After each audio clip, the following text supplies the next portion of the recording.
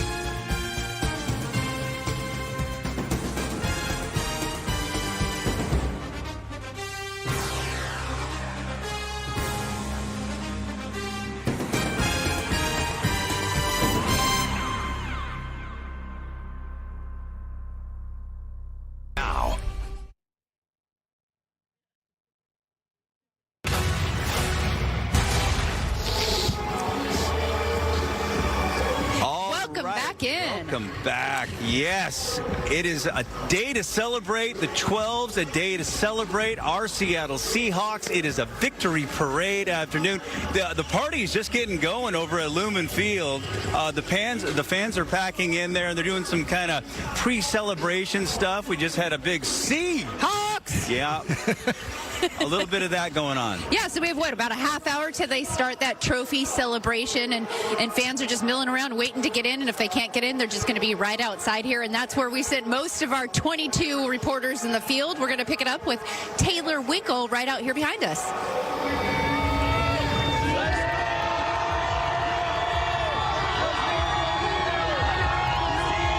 We have something to show you guys.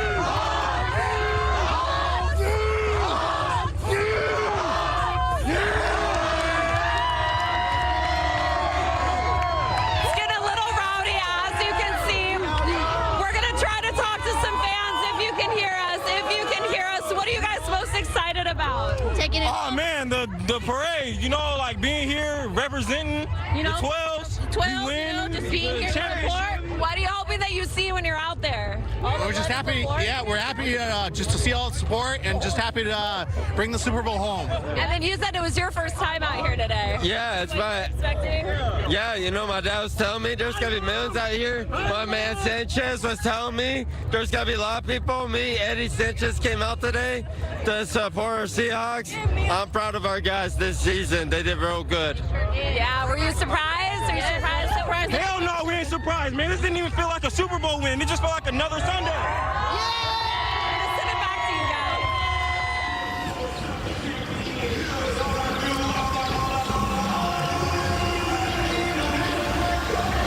Yeah, Wow. Yeah, really cool. And the cool part is, even outside Lumen Field, they already have the Lombardi Trophy banner that commemorates the Super Bowl 60 championship for the Seahawks. They're putting that up yesterday, bringing the Lombardi Trophy home. We also even have some confetti from the field. From the I love it. Yeah, brought that home with us also. Well We'll done. talk more about that in just a bit, but let's head on out to Dan Griffin, who's hanging out on 4th Avenue in Bell. Dan, how's it going out there? Hey, good morning to you. A lot more people are starting to pile in here. We're seeing a lot more of the space that was empty starting to get filled. So I'm going to walk over here. I want to introduce you to a father and son, Brian and Rory. They came here to claim their spot, and they've decided they're not going to move until they get to see this parade. How are you guys doing? Good, how are you? Hey, we're good so far. What time did you get here, and what was kind of your plan? We got here around 9 o'clock and had a front row seat and, parked our car and allowed for a lot of time. How are you feeling after this Super Bowl win and ahead of this parade? I think that's a question for this guy right here. Yeah, what about you? I'm feeling pretty happy. Yeah. All right. Yeah, and what about you? It was exciting. It was a great win. They played awesome. The defense dominated, and super excited for the city. Hey, I'm glad to hear it. Thank you very much for that. I appreciate you guys. And I see you two over here, and I'm just going to go ahead and throw you right on camera. What are your names? My name's Rashmi. Okay, and then what about you? Eric. All right, great. Great to meet you two. How are you feeling ahead of the parade? Absolutely great. Sunday was actually my birthday, so that was an amazing gift that I could have ever wanted. I'm glad to hear it. And happy birthday to you. Yeah, thank you so much. I want to come back over here to see Riley just because I want to get you to do one of those chants again. You keep riling up these crowds. They're here. They're watching. You gotta get crazy out here. Get everyone hyped up.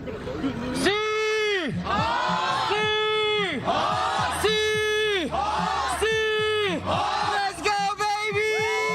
Super Bowl champion!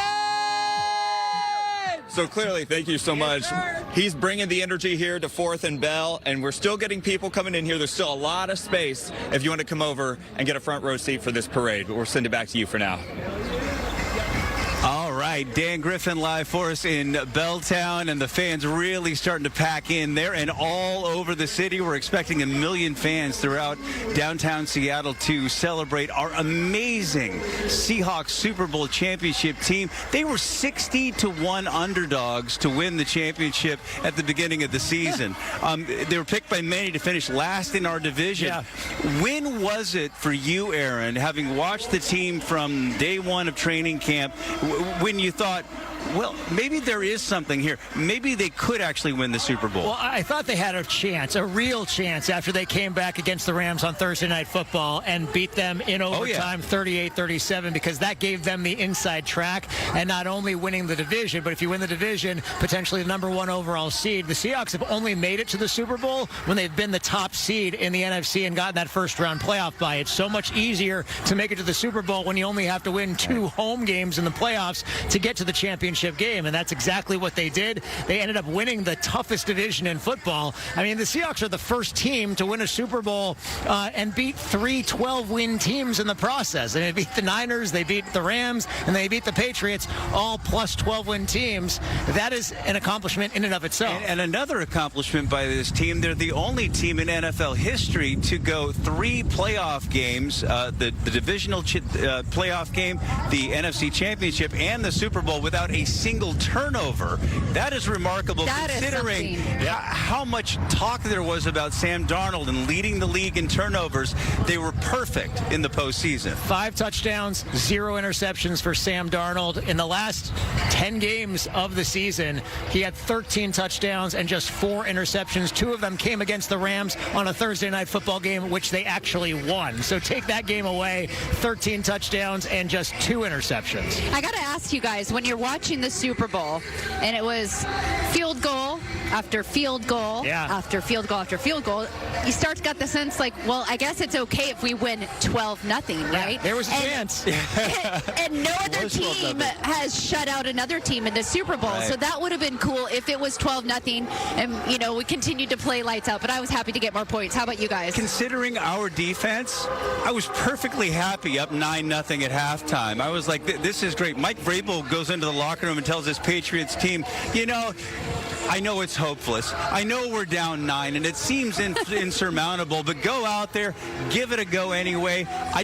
had a really good feeling about our defense, that they were going to go out and make a statement in that Super Bowl game, and they certainly did. And I also told you the other day, Bill, that the final score, 29-13, only how many times in NFL history has the final score been 29-13? Well, Sunday was the 12th. 12 times. So you didn't get your 12-0 victory, and that would have been great, by the way. No team has ever been shut out in the Super Bowl, in Super Bowl history. That would have been really cool for the Seahawks defense to do, and I know Leonard Williams was disappointed in the end that they weren't able to shut out the Patriots. They certainly played well enough to do so, but still, another 12. Another 12, and they win it in Santa Clara, and the area code of Santa Clara, California, 408. 12. That is correct. We have so much more to come today as we celebrate 12 and the 12s. We're live at Lumen Field, the victory celebration moments away. Why choose?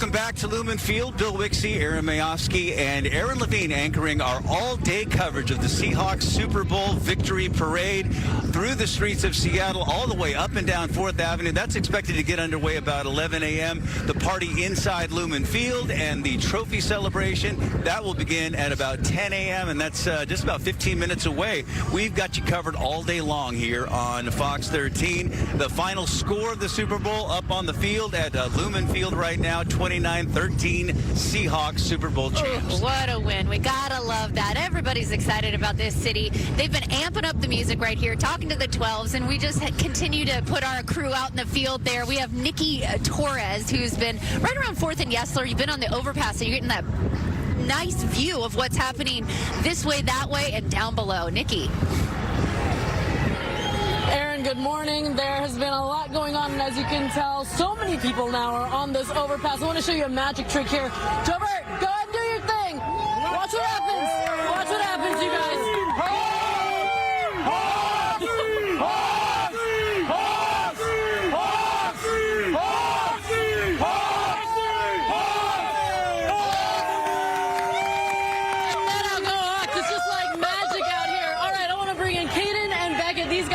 You guys have been here all morning long. Yeah. What does this energy mean to you guys? You've been right in the middle of it for hours now. Yeah, it's been crazy. We took the train here and Myers should have been MVP. Yes, he should have. Everyone's been crazy. This is the most people I've ever seen in Seattle, and it's just an awesome environment seeing everyone here and just repping the 12. It's awesome, right? Yeah, basically what he said. It's just crazy environment. Just happy to be here. Happy to, happy for Seahawks to win the Super Bowl and everything. So yeah, crazy environment. You guys are cousins. You're doing this as a family. What does this mean? What does this win mean for the both of you? A lot. We were 6 years old when we won the Super Bowl last time, so we don't remember too much. But we've been Seahawks fans our whole life, and just watching that, we watched all the games together, and just being able to have that memory and being here together is awesome. And so it's definitely something we're gonna remember forever. Yeah, basically what he said. Just crazy environment, as you can tell. And yeah, I mean, Seahawks have been not too good over the past few years, and now getting the win is huge for us, yeah. And you heard that they were just about 6 years old the last time that we had a parade like this. You may have assumed already they may or may not be playing a little hooky for today, but that's okay. We're all going to keep your secret, all of us thousands of people here. What does it mean to you guys to be a Hawks fan in the middle of all this for your first time experience? I mean, it means it's great, everybody loves the 12s, even other fan bases wants to be the 12s, so yeah, it's crazy. Yeah, we're the best fan base in the NFL, and so it's great to be here with everybody, and everyone's crazy, and just having 1 million people out in Seattle is awesome, and it's the coolest experience ever. All right, go Hawks, you guys. Yeah, Kaden and Beckett, their cousins. One more time, let's go.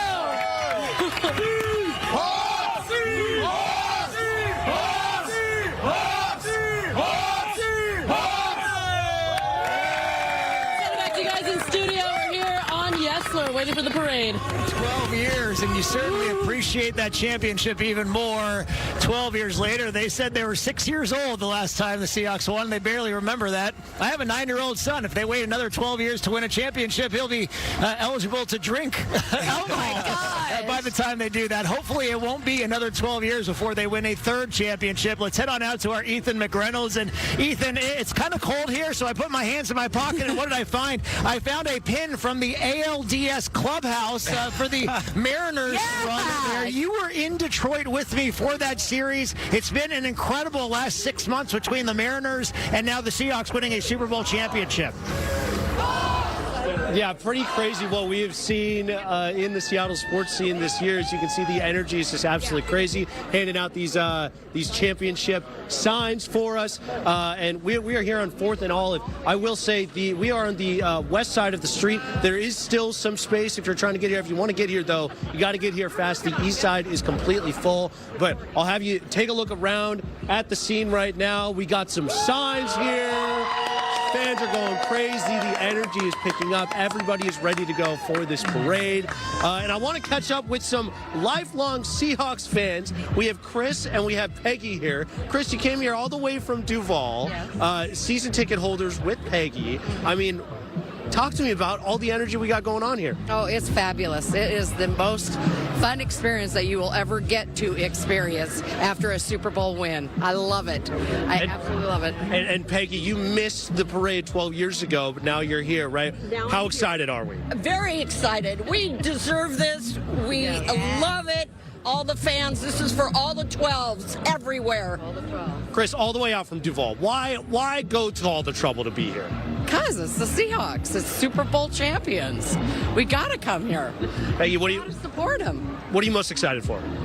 To see all the players. I don't have a favorite one, just all the players. They all deserve it, and they deserve to see this, that the 12s are with them, win or lose. But we're winners. Yeah. That's right. Well, in a crazy Seattle sports year, right? And maybe more to come for the Mariners next year. Mariners next year. We're going to come for the Mariners next year. And maybe even the Kraken. You never know. There we go. Peggy, anything to add? I mean, this is a pretty crazy scene out here. This is very crazy. The crowd is wonderful. You see how many people love the Seahawks. Everybody's happy. Everybody's happy. Yes, it's wonderful. I love it. What's the coolest part? I mean, the entire city is happy today. I mean, there's nothing bad's going on. I mean, talk to me about the vibes. You know, it's just a great, happy feeling. Nobody's angry, upset. There's no yelling other than see, see, see, see, see. There you go. That's the vibe. Entire city united today. Peggy, Chris, thank you so much for the time. You can tell the energy is picking up here. Still a couple hours away from the parade, but man, things are all of Seattle is having a good time. Guys, we'll send it back to you. Okay, thanks a lot, Ethan. That Seahawks chant never gets old. It never gets old. And now behind us, I'm hearing the drumline band. They're doing the drums and getting it going. I just looked out into the parking lot. There is a sea of Seahawks fans, and they are just getting into that stadium. It is going to be exciting out there for that Lombardi Trophy. It's just about 9 minutes away. So we want to check in with Taylor Winkle, who's been down in the mix of it all morning long, enjoying some of those 12s. I think she's on a horse. Oh. You guys, yeah, I know. I didn't think 5 minutes ago that this was going to be my life right now. I am with the Buffalo Soldiers of Seattle, Jordan and Leonard. Thank you guys for coming out today. What are you doing here? Man, we're here to celebrate our Seahawks, bring our horses, share a little bit of love with the community, and just get the people going, you know? See! See! Yeah, that's what we're here for right there. I mean, the response is amazing to watch people walk up to the horses in Seattle outside of like Christmas carriages. I've never seen a horse walking around. What does it feel like to be able to bring this to the community? What do you hope to bring from this?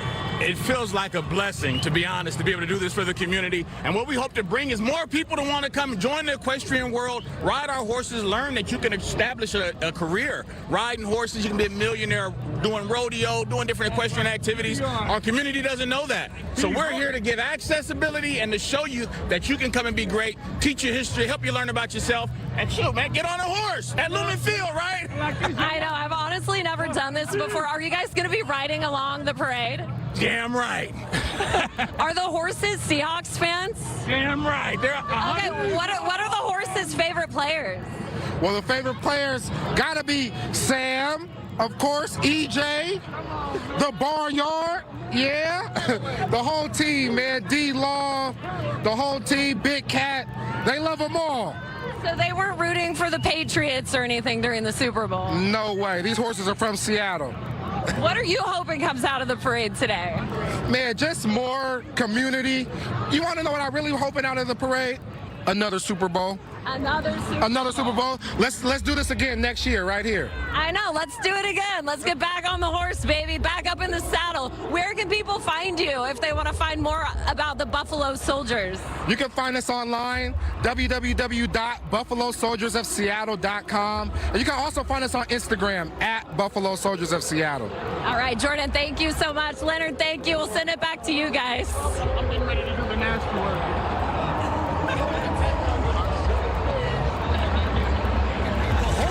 Around here later. I'll tell you what, there's going to be some people that are going to have voices that are hoarse by the end of the day. Yes, no question about that. We're less than 10 minutes away from the start of the celebration at Lumen Field with the Seahawks, and of course the parade downtown starting in just over an hour from now. We'll be back with more here on Fox 13 coming up next. Go Hawks.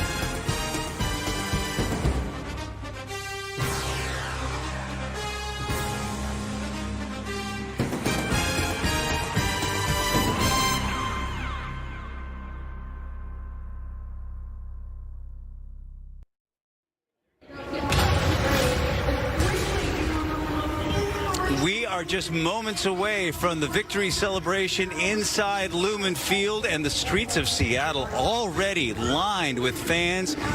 A million Seahawk fans expected to flood downtown Seattle today for this citywide celebration of our Seattle Seahawks, champions of Super Bowl 60. They vanquish the New England Patriots and get revenge for that loss in Super Bowl 49. And they do it on the 49ers home field at Levi's Stadium. It is just so sweet. The Seahawks' first Super Bowl championship in 12 years. Bill Wixie and Aaron Mayofsky, Aaron Levine here. I want to check in now with Lauren Helmbrecht, who is hanging out at 4th and Yesler right now. And what's the scene there, Lauren? Well, Bill, I'm here with a lot of dedicated Seahawks fans on the Yesler overpass. Let's hear it from the fans. And I want to introduce you to two very unique Seahawks fans here. We have Cheryl and Anonymous. Now, Anonymous, I'd like you to introduce yourself and explain why you decided to be a little incognito today. I'm Anonymous. I'm sick. And I love JSN. As you can see, Anonymous, very under the weather. If only there was a way that she could feel better with this Wake Up Beautiful. You get to see JSN today. Why was it important for you to make the parade today? Because he's handsome. I mean, simple as that. And you were telling me earlier you were hoping he was going to get a peek at your sign. I hope so. We're going to wave it right here. And Cheryl, why do you want JSN to see your sign? Because we love JSN. Easy as that, right? All right, fans, what are you most excited about from the parade today? Just to enjoy the Hawks. Easy as that. All right, we're up on the overpass. I want to see if we can get the folks down there to do a Seahawks with us, all right? Do you guys want to do that? All right, let's get it started. See! See! See! All right, we're about 8 people deep here on the overpass, 8 people deep down on 4th Avenue, gearing up for the parade, which is going to start in about an hour. I'll send it back to you live from the Yesler overpass. Yeah, thanks a lot, Lauren. We're going to take a quick break and then have more from the festivities downtown Seattle. We are at the Stadium Place Apartments across from Lumen Field, where the celebration is just about ready to take place, and that will be coming up after the break.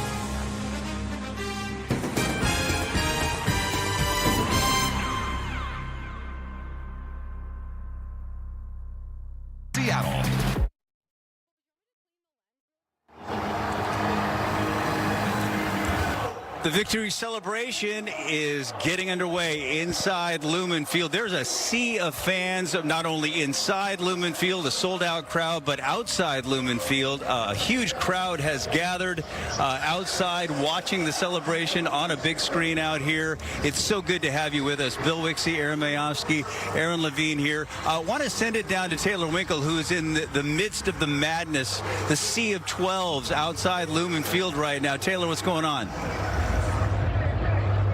I know we're trying to be a little incognito so I can actually talk to you guys and hear you, but the ceremony for the Lombardi Trophy celebration just got started here. That will go on for about an hour, and after that, so many fans who we talked to have plans to run out here and join in the parade on the parade route when it starts at 11. We know 50,000 people are in the stadium right now, and you can tell it's pretty much kind of cleared out a little bit. I mean, there's still hundreds and hundreds of thousands of people here.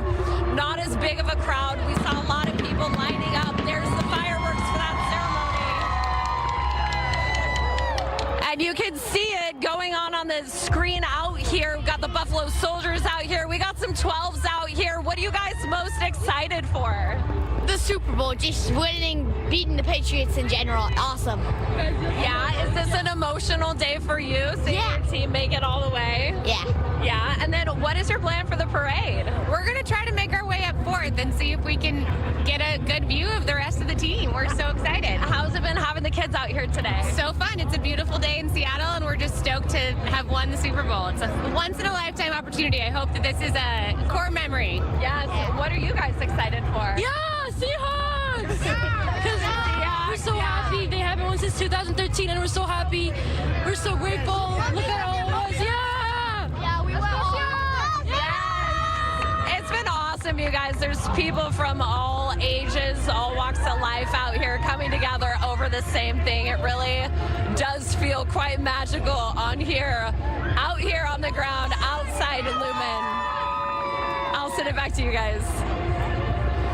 Yeah, thanks a lot, Taylor. And you saw the fireworks go off. And if you can't see inside Lumen Field at this point, we can tell you that not only is there a big stage there, but there's also a big staging area for where all the players are going to be getting onto the vehicles for the start of the parade. So that is essentially the start and the staging area for after the trophy celebration and for the start of the parade. Let's head on out to our Matthew Smith, who's hanging out on 4th Avenue as well, sort of the middle staging area as he referenced earlier today. How's it going right now, Matthew? Hey, Aaron, things are going great out here. We are surrounded by folks that are obviously getting excited. We're an hour away, but I had my eagle eye immediately zoned in right here. We have, I'm going to go with Pope Caroline and Darth Tyler. So, Caroline, I'll start with you. What in the world, the get-up, for those who don't know, what's the deal with the Pope? The papal prophecy is where every time a new Pope is elected, the Seahawks have made it to the Super Bowl. And I already heard one fan come by and say, we need a new Pope next year. Or maybe Pope Leo's lucky and will make it next year, too. So I'll ask Darth Tyler over here. You guys have actually gotten a shout-out or a point-out from Leonard Williams in the past. How does this work out? Yeah, we got a shout-out from Leonard Williams when we beat the 49ers. So you can see on our sign, one by one, we took them down for intergalactic dominancy of the NFL here this year. Go Dark Side. And what I love about this, if you guys can see in this sign, this is the same sign. They just kept crossing out each and every team along the way, and then enacted all the kids. They got EJ, Jack, and Amelia. I know the crowd is very tall, so it's hard to see them all, but we got stormtroopers as well. What's the reaction when you guys show up, like looking like this? Whose? Everybody. What's the reaction from the crowd been so far? Why are you here? And thank you for being here. All right, and I'll ask the kids, what's your favorite thing about the Seahawks? They win. Watching the team win. Right, and what's your favorite thing about being here today? Yes. So the kids are having a good time, and we'll walk right up here because we have a bunch of fans that are coming in. Hey, guys, are we excited? Yeah! So fair to say that if I go in this direction, we can get a Seahawk. We go in this direction, we can get a Seahawk. What's your favorite part of the day so far? Honestly, the crowd, yeah. It's very hyped, excited, and I'm loving it. All right, guys, we're going to send it back, but I heard this down there, they're louder. What do you think? Seahawk? See? Back to you guys. Yeah, only at a Seahawks Super Bowl parade would you see somebody dressed up as the Pope and somebody dressed up as Darth Vader right next to him. You gotta love that. We've been all over the city this morning. We've been popping in and out. It's been so fun to see where everybody is. Next up, we're going to toss it to Lauren Donovan, who has the latest. And you never know what's going on when you toss it to Lauren. She's got something good for us. Okay, do not worry. It will not disappoint. The fashion continues here on 4th. You are looking at none other than El Hako. All right, I want you to start from his feet, where you're going to look at the boots. And then I would like this lovely gentleman from Federal Way to tell me what he is wearing. This is just my old luchador fit right here, El Hako. You know, one of Seattle's #1 fans, you know. Seattle, we have some of the best fans in the world, the 12s, and we show up and we show out, baby. Let's go. Hawks #1. And we're dressed up here. Look at this crowd. I have a very special performance for you, though. Ready, girls? Hit it. Woo! Everybody's having so much fun. Sprinkler. Oh! And pose, and pose.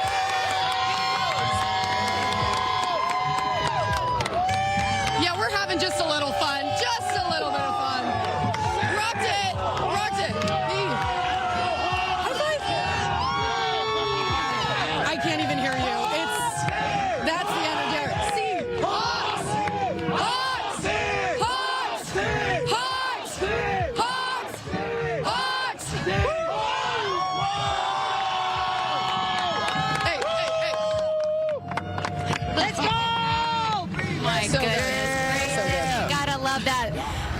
Oh, I love it. Oh man, that's some cool That stuff is the down there. stuff. I mean, and that's just good parenting right there. I mean, I know Seattle Public Schools said it was going to be an unexcused absence today. I hope they reverse that. Yeah, I know. We got a note from some of our teachers that said, you know what, we realize people aren't going to be here. I'm going to be here, but have fun. I would take the unexcused absence. And I would get my kid to this parade today. This is a special day in Seattle. We're all over it all day long, right here on Fox 13.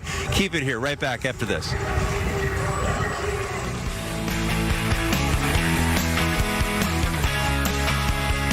Fox 13.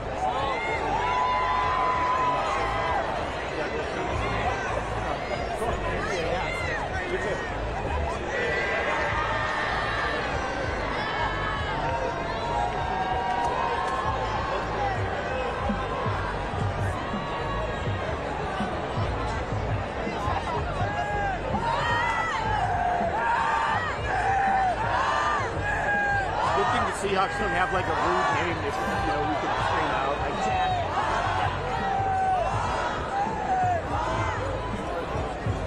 Oh, you're working. We're all working here. Sometimes photography doesn't really feel like work, but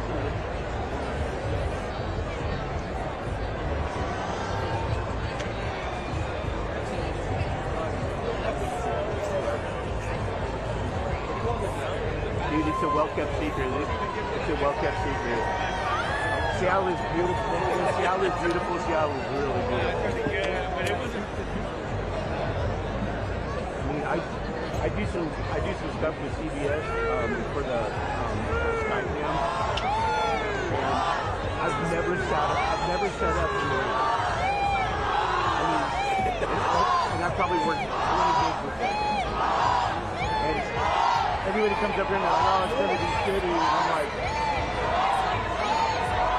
probably. Yeah. A lot of times that's why people don't want to work in Seattle. They think it's going to be miserable.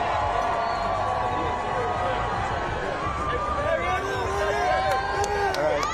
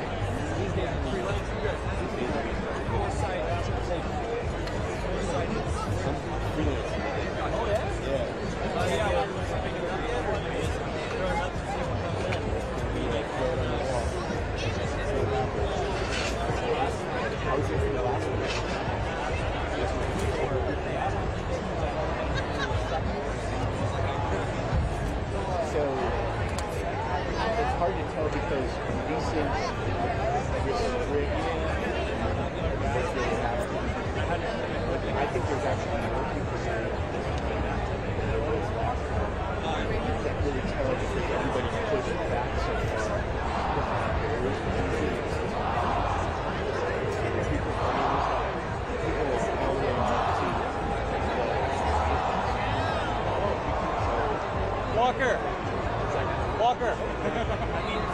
Little kiddo on the street land. I already got this guy. There's a little kid. Oh, it's a little kid? Yeah. Sorry. It literally seems like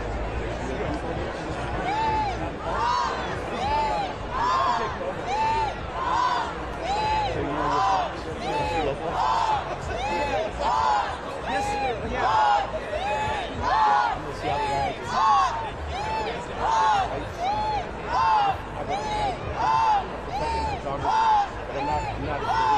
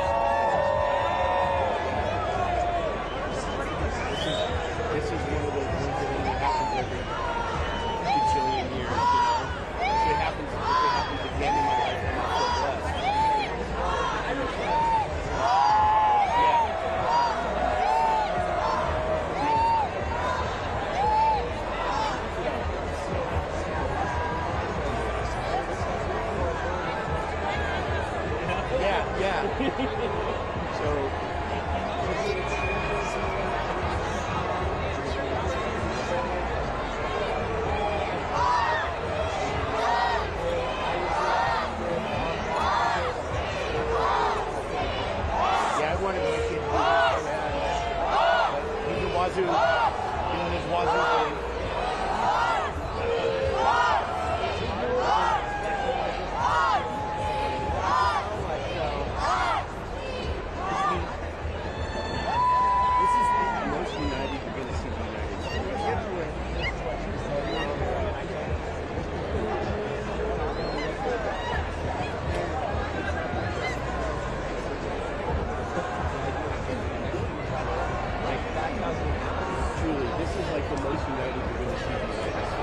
That's what I was telling him. See? That's the theme I told you.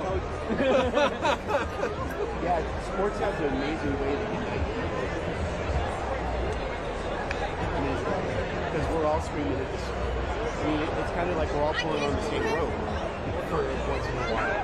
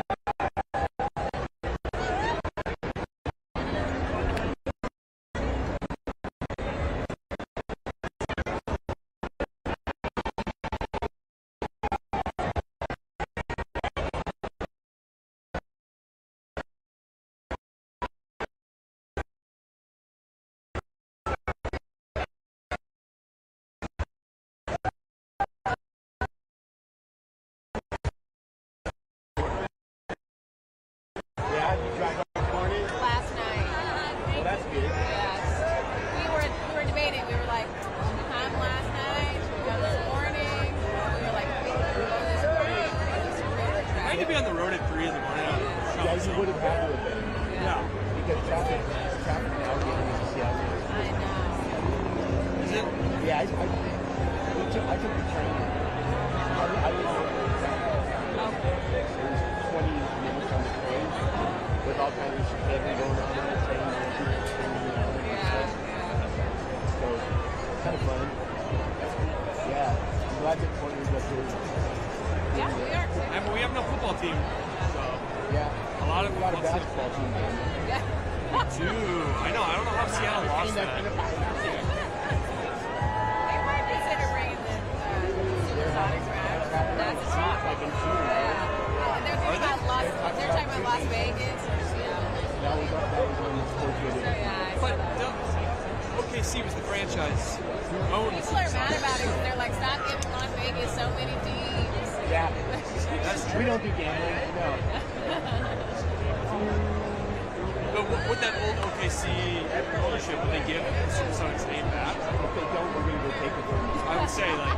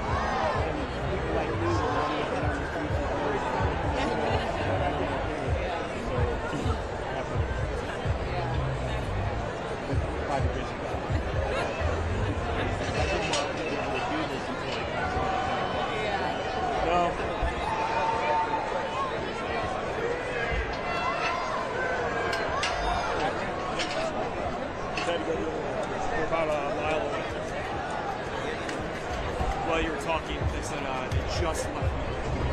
Just left. How's it going? Doing well. How are you? And I hope that means we're already on the bus. Yeah, no kidding.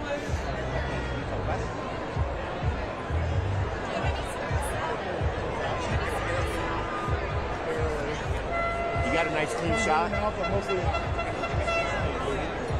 Yeah. They want live updates. They needed to put this a little bit in, so that it was like, just so everybody knows. I got yelled at. I was trying to take a picture. It's like, hey, you got to get back. Yeah. Around their way. When you walk by, you just... Is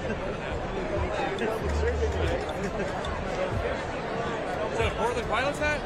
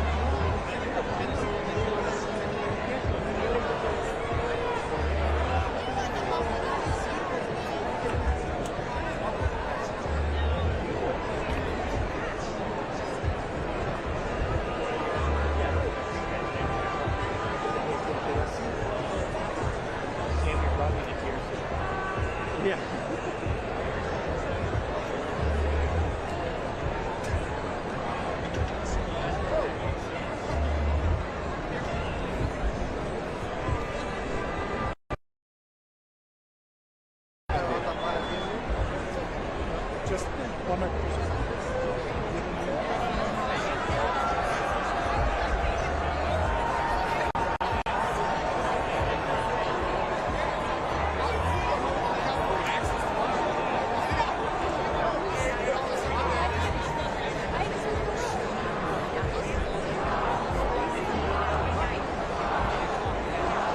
The lighting looks way better.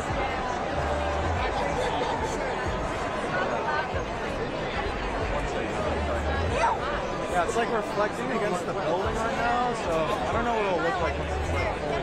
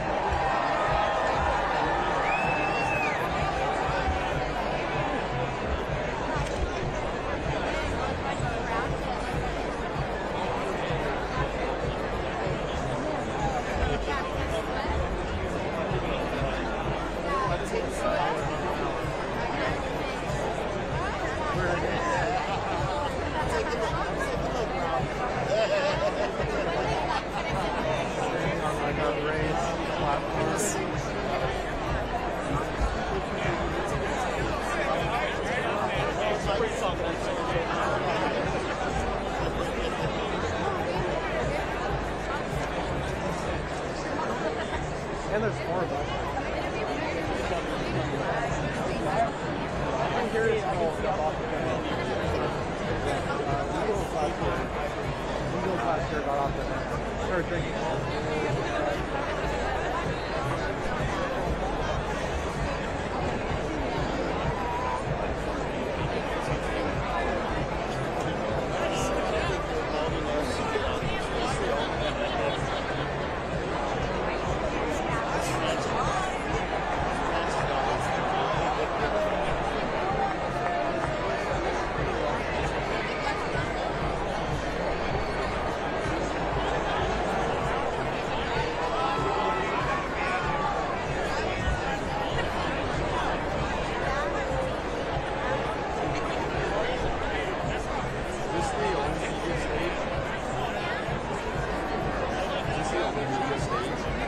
There's one on the other side of the street, but yeah, only here. Yeah, of course.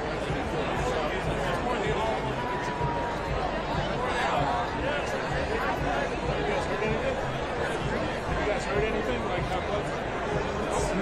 Mixed.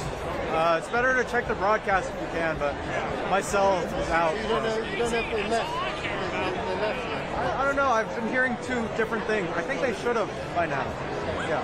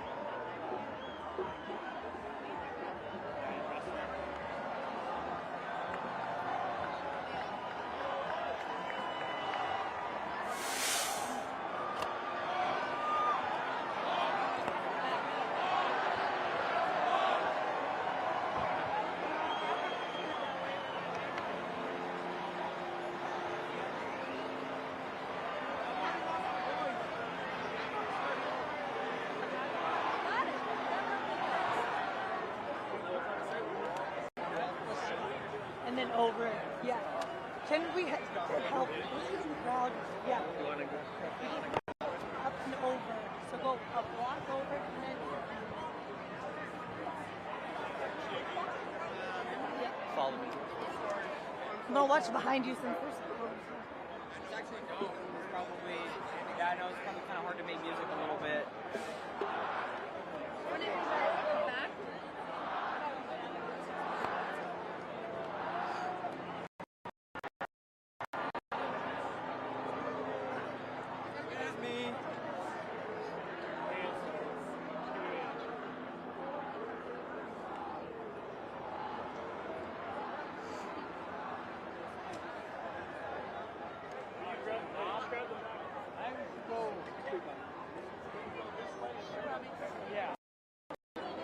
You're good.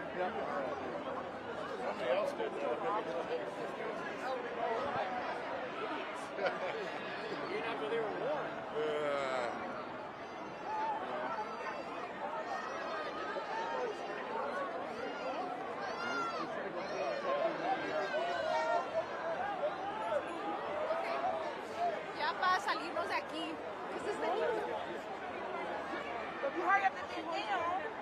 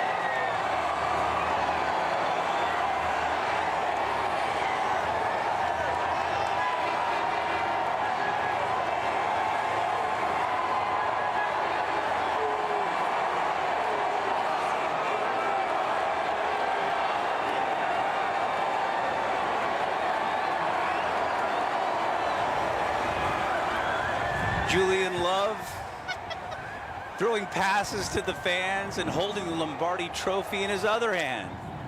How great is that? Take a bow, Seahawks.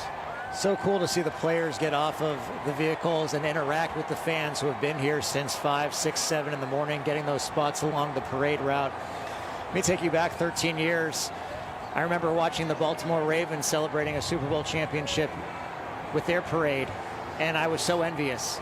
Yeah. And that was before the Seahawks won their very first championship, thinking, I really would love to see that in the city of Seattle. Right. I honestly never thought I would. I had no idea that we would ever have the opportunity, and then it happened. The very next year.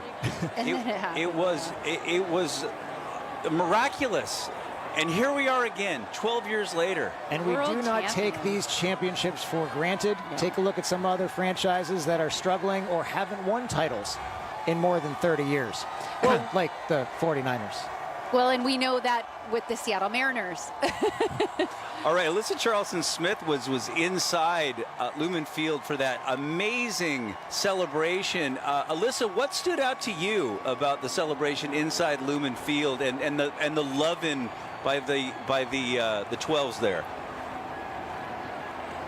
Bill, what a perfect testament to this team. I think the number one thing that stood out is how rare is it for Lumen Field to be 100% Seahawks fans, right? You always have a small smattering of opposing fans in here, but they were going wild all ceremony long. And John Schneider really kicked things off, almost in a somber way, but a very impactful way. He shouted out all of the angels watching over this team this year, kind of saying how many players lost their father or their brother this year. John Schneider himself lost his father. Charles Cross, Drew Lock lost his father. Ernest Jones, that was really the most public person who lost their father, and said that they just had so many people looking out for them, and that was really touching. And then he mentioned Paul Allen, obviously, who died in 2018, but said that Jody Allen has done such a phenomenal job taking over in his place. He would be so proud of her.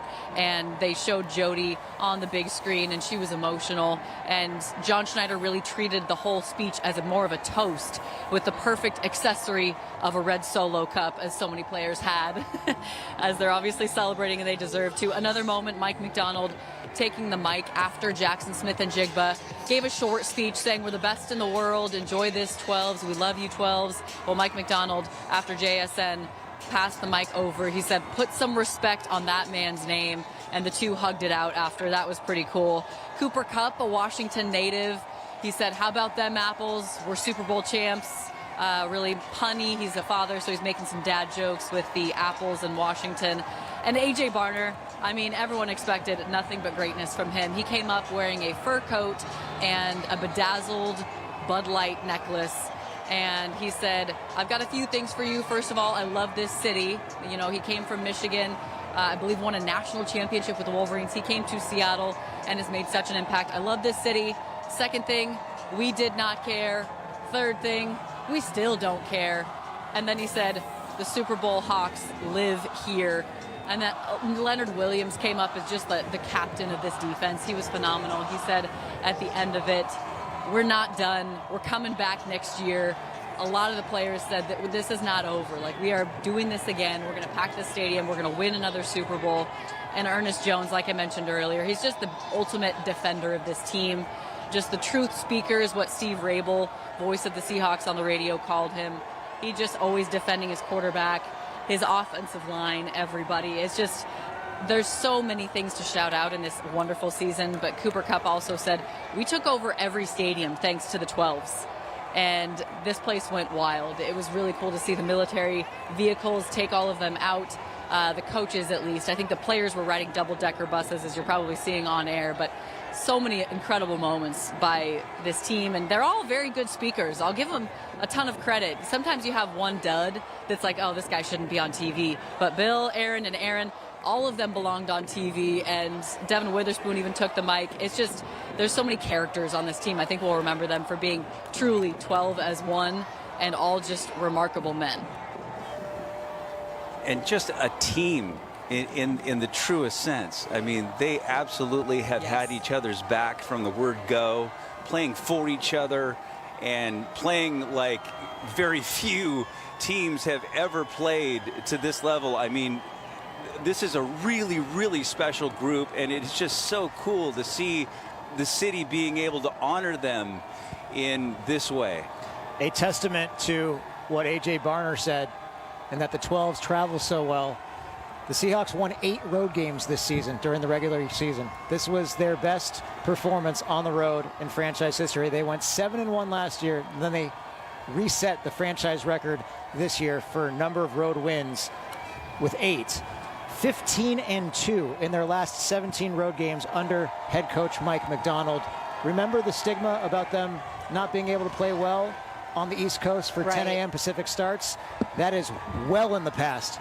Ever since the second half, I'd say, of Pete Carroll's run, and then, of course, Mike McDonald's last couple of years here in Seattle. So Alyssa mentioned that, you know, John Schneider started off saying that they had angels around them this season. And we are 12s, right? So 12 is considered an angel number. The number 12 represents divine guidance to maintain a positive mindset, embrace change, and trust that you are supported by the universe. It combines the energies of 1, which signifies new beginnings, independence, and 2, which signifies balance and harmony. And so it signifies that your thoughts are manifesting into reality. And also harmonious, that it is 12 years since the last Seahawks Super Bowl championship, and they do it again. And they win it in Santa Clara, where the area code is 408. 4 + 8 = 12. And as you mentioned to me, Aaron, the final score, Seattle 29, New England 13. That is the 12th time in NFL history that the final score was 29-13. I did a deep dive on the number 12 thanks to Greg Bishop, who grew up in Tacoma, and he covered the Seahawks for the Seattle Times for a while. Right. He now is a senior writer at Sports Illustrated, and he wrote this article ahead of the Super Bowl, and I read it a couple days before, and I was blown away. It was called The Power of 12, and that's where I dug up the fact that 12 is an angel number. I'd never heard this before, but like, if you look at the number 12, like you brought up earlier, the 12th man, we were calling ourselves the 12th man. Then we got good, and then Texas A&M said, oh, you can't be the 12th man. We're the 12th man. They took us to court and all that and said, well, fine, we'll be 12. 12 is perfect because 12 is considered sacred in so many realms. Humanity in many ways wouldn't even be able to function without the number 12. The geometry of 12 maps time, space, existence. It goes on and on and on. And I think what could best sum up the power of 12, there was one 12 named David Clayton. He had a crazy idea to fly a giant 12 flag behind a plane and fly it over the Golden Gate Bridge right before Super Bowl Sunday, but it was going to cost $30,000. But he knew that the 12s would rally behind this and make it happen, and they did. How about this crowd? Just amazing out there. I'm curious what the final tally or estimate will be. I think they settled around 700,000 for the parade in 2014. It'll be interesting to get those final results because I think it could be more than that. You know, we thought maybe it was more in the last parade, but this looks the depth and the deepness of this. Definitely seeing so many colors out there of our Emerald City showing off. And we want to thank Professor Bill Wixie for the schooling in the 12. Numerologist. You want to know about 12? I can tell you about 12. Well, we're going to listen in. You get some more 12 notes together.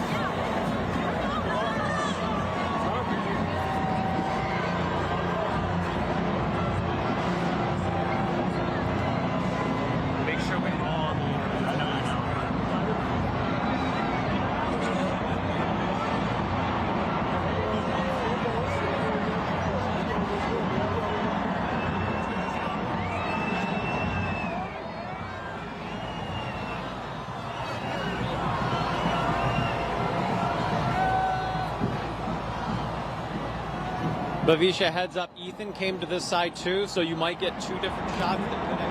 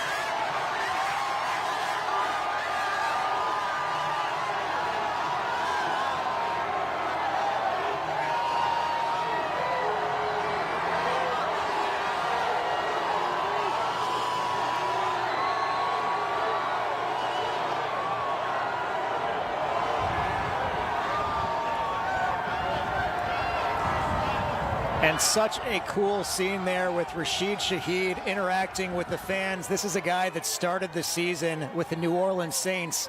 In fact, he was with the Saints, who were 1-8 when he was acquired by the Seahawks.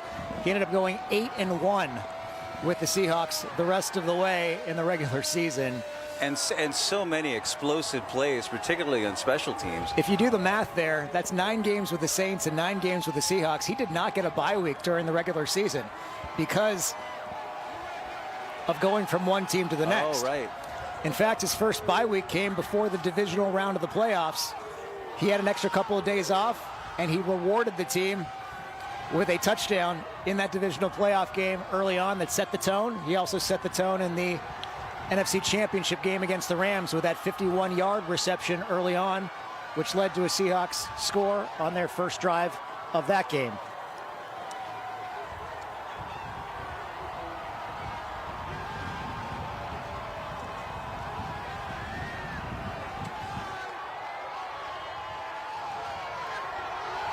And look at Brian Walters and Steve Rabel. Steve Rabel's up there along with Paul Moyer. So great. Brian Walters, a member of the 2013 and 2014 Super Bowl teams. Steve Rabel, a member of the 1976 original Seahawks team. Yeah, I got a chance to catch up with him earlier, and he just said this has been a ride of a lifetime. And, you know, he's been doing this for quite some time, whether it was playing on the field or broadcasting, and he's got to be loving this. Pretty cool story about Brian Walters is after the NFC Championship game, he went up to Jake Bobo, showed him his Super Bowl championship ring that had another number 19 on it because Walters was number 19, and he told Jake Bobo, go get yourself one of these. There's only one of these that are out there, and it's unique, but now you can get one yourself. And now Jake Bobo will have a Super Bowl championship Seahawks ring of his own with number 19 on it as well. So cool.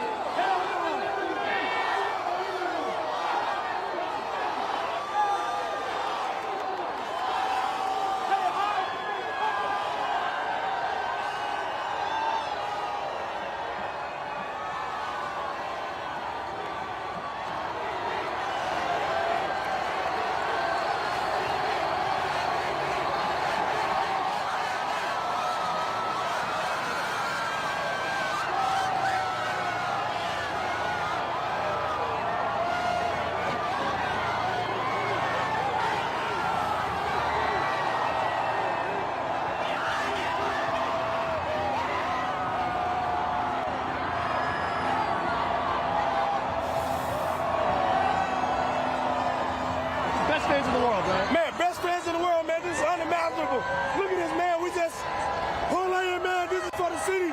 This is for the 12, man. All the hard work they put in all year. Hey, man, we the best in the world. Ain't no denying that. Let's go. We're a Super Bowl break. Can you believe it? I can't, but we here, baby, and we living it up. Take care. Yes, sir.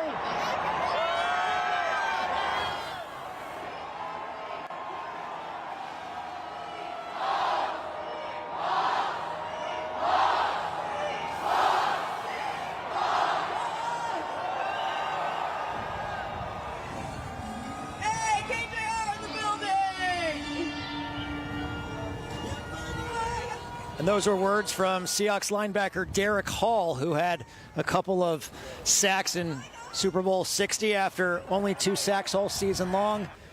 He had an amazing season last year, kind of a breakout season with the team, and comes through again in the biggest game of all against the New England Patriots just a few days ago. Great to see him having some fun with the 12s along 4th Avenue here in downtown Seattle as we see them all out here, from Blue Thunder to the Seahawks dancers and Blitz the mascot and Seahawks legends, and of course the players and coaches themselves that clearly deserve this celebration today in the Pacific Northwest. It's a beautiful sight.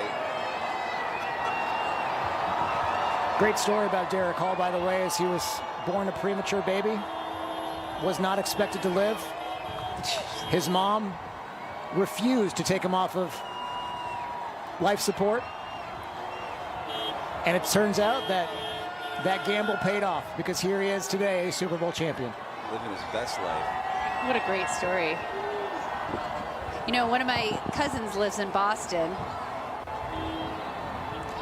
Yeah, A.J. Barner with the cowboy hat and the tank top, living his best life. They are living this best life. I just got a text from my cousin who lives in Boston. The Boston Globe cover, From Magic to Misery, and it has a picture of a Seahawk taking on a Patriot there, and it says that they were stuffed and stifled. A surprise season ended with a thud as Seattle's elite defense flattened the Patriots. Yeah, that is accurate. That is accurate reporting right there. As we look at A.J. Barner, I think some Husky fans will be okay the fact that he won that national championship against the Dogs a few years ago with the University of Michigan, because now he's a member of this Lombardi Trophy winning Super Bowl championship team. Julian Love, Seahawks safety right there as well.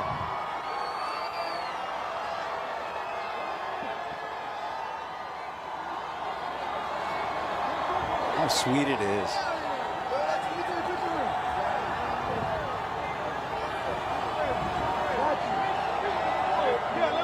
TV, let me tell him what I want to read. I feel phenomenal.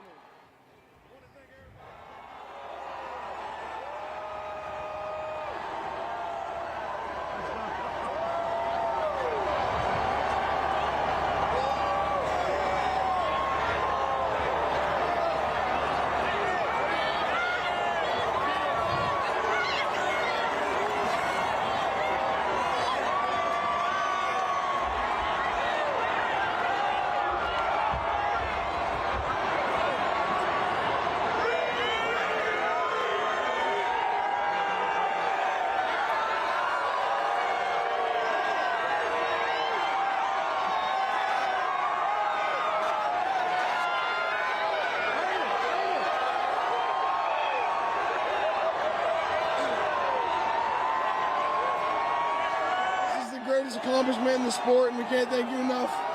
Hey, go get him. Thank Enjoy you so this. much. Thank you.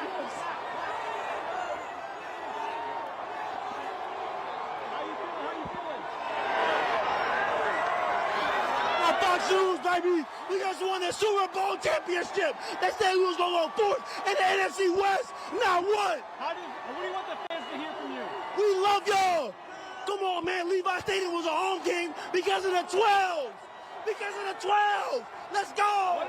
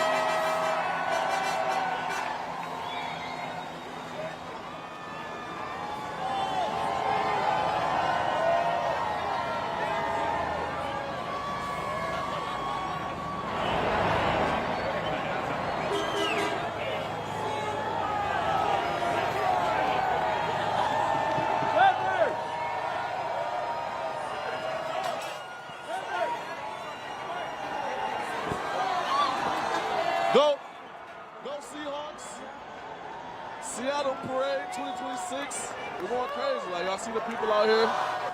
It's good vibes, man.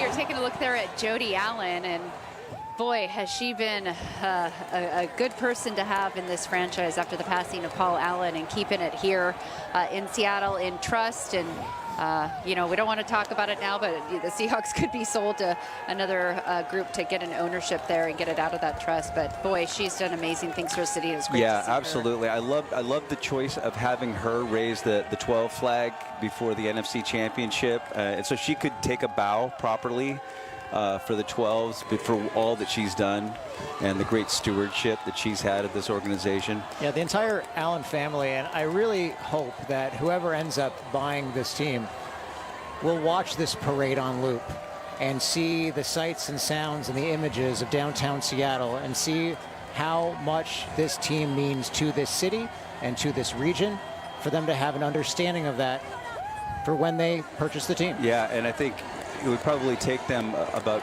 2 home games, if that, to understand how much we love our Seahawks. Wow. Look at this. A sea of 12. And I'm assuming that is behind the parade as they are following the parade route down 4th Avenue. Just a sea of 12s. So cool to see. I'm tearing up, you guys. Like, I just keep thinking back. Like, I wish my dad was here to see this. We went to so many Seahawk games together from the very, very beginning, and this just means so much.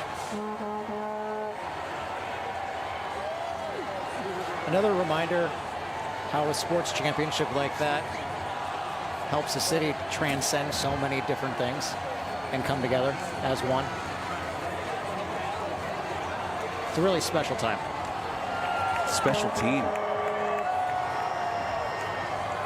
Well, it just brings it all back to front and center. No matter what's going on in the world and the country today, we have a good celebration to bring culture and community together and just celebrate. Forget about all the things that don't matter.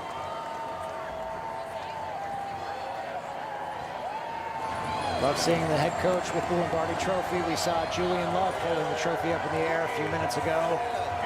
He's holding the George Halas Trophy, excuse me, that they won in the NFC Championship game.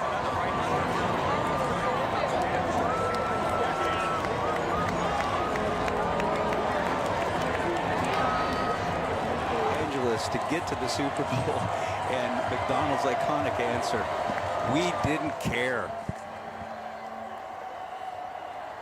We also saw Julian Love holding the Lombardi Trophy, and talk about a journey that he has had, not only this season with injuries. I saw him. Oh, no, not at all, not at all. No, we're the best in the world.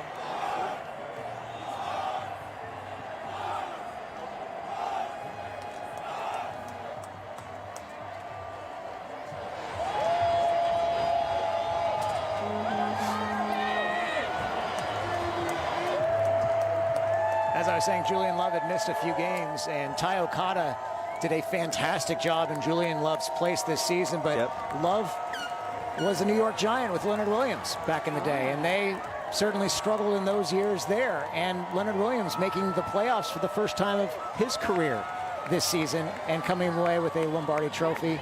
Yeah, I mean, and both of those guys, I mean, just great leaders. Yep. Just great leaders of men, and it seems like this team's populated with those kind of guys. It has been an incredible blend of veterans, the veteran leadership on this team, and the youth core, the talented core of youth on this team as well. And the culture that Mike Macdonald has established in 2 short years, a championship mentality, a vision, and this is what you get. And the entire city, the entire region, just showering love over this football team for what what they've done, it's inspiring is what it is. Yeah, sometimes it takes a while for teams to get that and to gel together once you go through a transition, and especially when you go through one with the Pete Carroll era, who was here for so long and brought so much, a player's coach. They were all in. Well, they're all in with Mike McDonald in just a different way. Still feeling the vibe, but he really did it in record time. And a really gutsy call a couple of years ago to part ways with Pete Carroll. I know that was not an easy decision to make on behalf of this ownership group and also general manager John Schneider. They gave Schneider free rein after Carroll was gone, and Schneider's first move was to hire Mike McDonald as head coach. And he had a great story about when the Baltimore Ravens were in the playoffs that season, that Schneider went to church on a Sunday morning, and to McDonald's chagrin, Schneider was praying for a Baltimore Ravens loss so he could interview Mike McDonald sooner that season. And sure enough, the Ravens lost that game. And as the sea of 12s following the parade continue, McDonald was able to interview for that job, and Schneider convinced him to come here to Seattle. And the rest is history.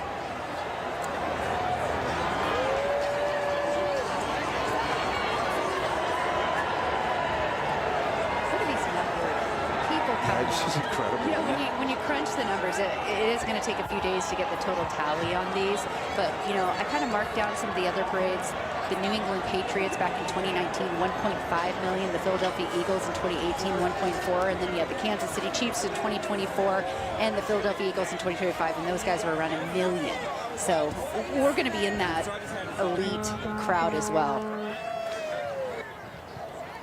And a look at Uchenna Nwosu, who also fought injuries the last couple of years with a torn pec in 2023.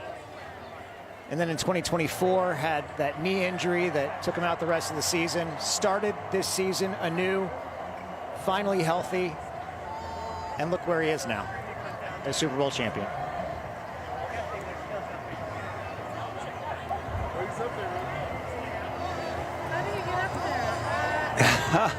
Love this.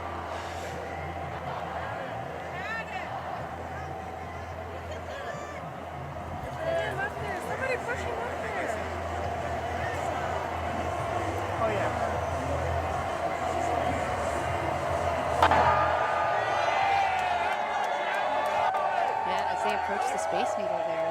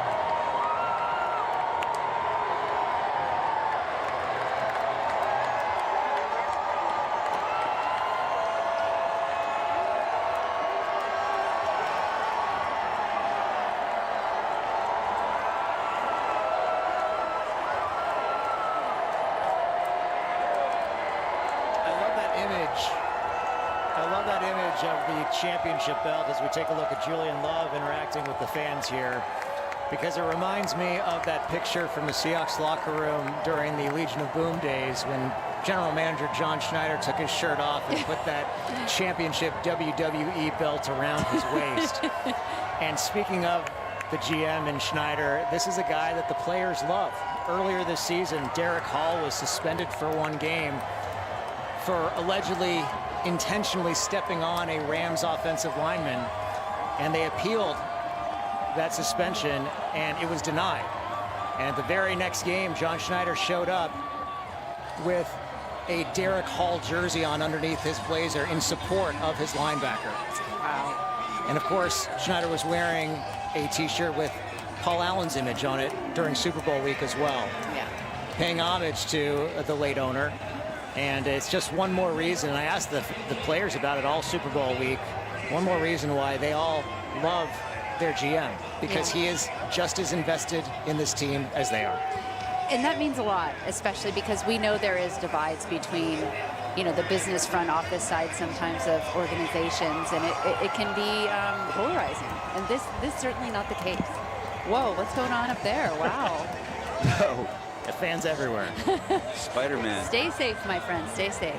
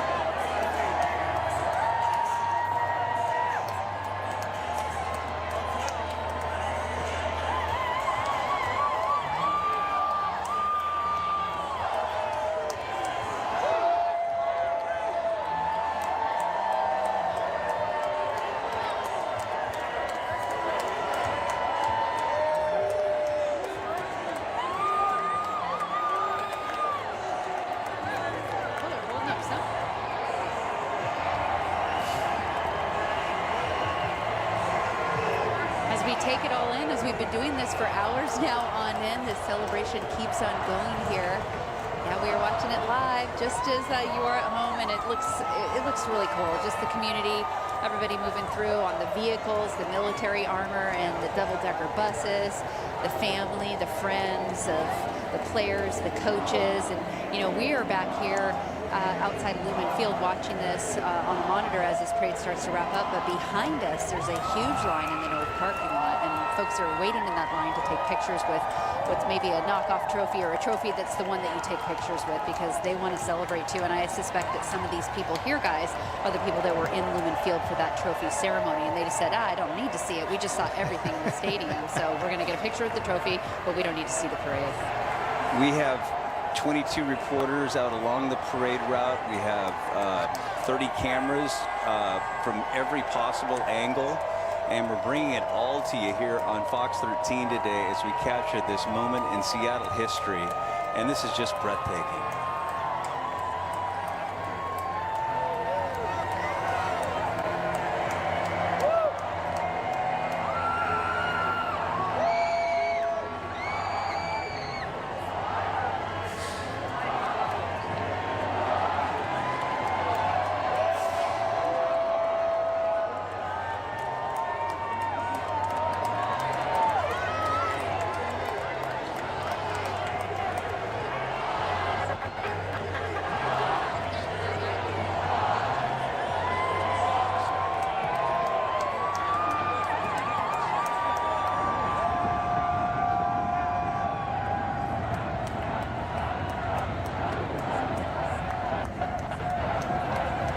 love that so many of the players have decided to jump off their rides and just celebrate with the fans, which is just so cool. I believe we saw Jackson Smith and Jigba leading a Seahawks chant a couple of seconds ago, along with the rest of the wide receiving corps on one of the vehicles, and it reminds me of the first Super Bowl championship team, that wide receiver corps that really played with a chip on their shoulder because they said that everybody called them pedestrian. And yet, going into this season, everybody questioned whether Jackson Smith and Jigba could be a #1 receiver with DK Metcalf going to the Pittsburgh Steelers. They bring over Cooper Kupp, a player who the Rams actually asked to retire. And he said no, he wanted to keep playing, and he ended up here in his home state of Washington. And wins another Super Bowl for Seattle. That's great. Cooper Kupp and Jackson Smith and Jigba, the only players to win Offensive Player of the Year, lead the league in receiving yards, and go on to win a Super Bowl title. I mean, how good does it feel to be Cooper Kupp? Pretty amazing. I mean, that is an amazing story. You know, you kind of wearing a Mariners jersey. Yeah, and you always want to end on your own time and do your own thing. And this guy seems to be doing it, and the organization has allowed that to happen. You also think of the other receivers in that receiving corps, from Rashid Shaheed, who you saw earlier, to Derek Young, who came up with that big fumble recovery on a muff punt in the NFC Championship game when Xavier Smith muffed that punt. And on the very next play, who caught the touchdown, his only touchdown in the entire season? Jake Bobo. That's right. There wasn't necessarily more Bobo, but there was quality or clutch Bobo in that moment. This is a day for the 12s, and such a special day, such a special moment. And 12, such a powerful number. You know, we talk about how this team might not be the same next year. No team is ever the same from year to year, and there are a number of unrestricted free agents that the team will have to deal with, from Kenneth Walker III, the Super Bowl MVP, to your two starting cornerbacks in Josh Jobe and Reek Woolen. A number of other players as well. JSN and Devin Witherspoon, going into the final year of their rookie contracts, will both want extensions. The Seahawks fortunately have a significant amount of money to spend. They have salary cap space. You have to think a lot of that space will be going toward keeping some of their players in town for a number of years to come. And no doubt they're going to do what they can to keep some of these key players around, but attrition is almost certain on a team with this much success, because not only will these players be sought after, but the Seahawks now have a target on their back. The Seahawks will also be sought after by many free agents, though. Word gets around the league, and the way this organization is run from the top down, we take a look at Jaron Reed, and it's appropriate because I was just about to tell a story about Reed, who direct messaged Cooper Kupp at the beginning, before Kupp was acquired, and said, hey man, we'd love to have you here. We're about to do something special. And Cooper Kupp just posted that on X a couple of days ago, that it was a direct message from before Kupp signed here. And Jaron Reed is the one connection from LOB to this new generation. He played at the very end of the LOB era in Seattle, and here he is, a key player on the 2025 Super Bowl team. And on that note, I do have to give a special shout out to Tyler Lockett, who is clear here in spirit.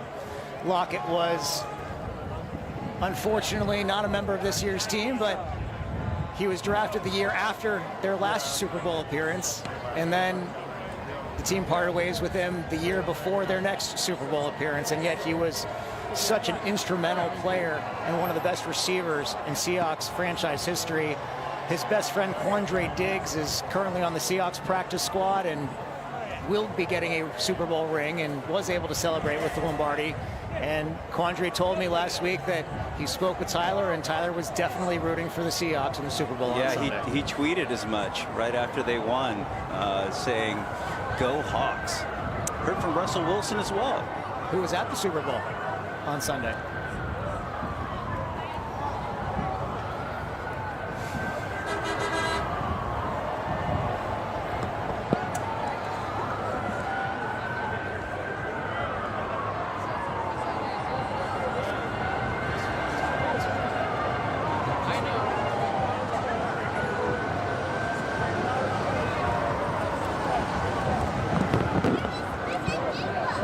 Also a cool moment talking to safety Kobe Bryant last week, who was asked about the dark side defense and what it meant to him for them to be able to establish their own identity as a defense. And he said that's what's so special about this team, is that they have been able to make it their own and come out of the shadows of yesteryear.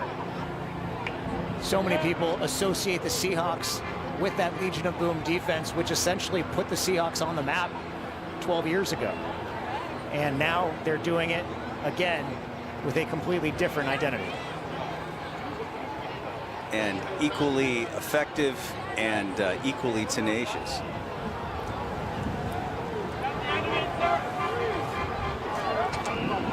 Jackson Smith and Jigba.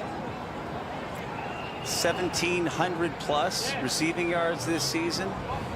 Offensive Player of the Year. That is my mom.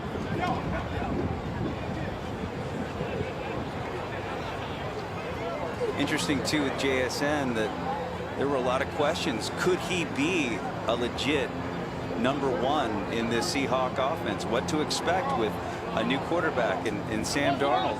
And Sam Darnold came in and said, well, we have so much talent on offense. All I have to do is play point guard and just get the ball in their hands. That's exactly what he did. We see what happened.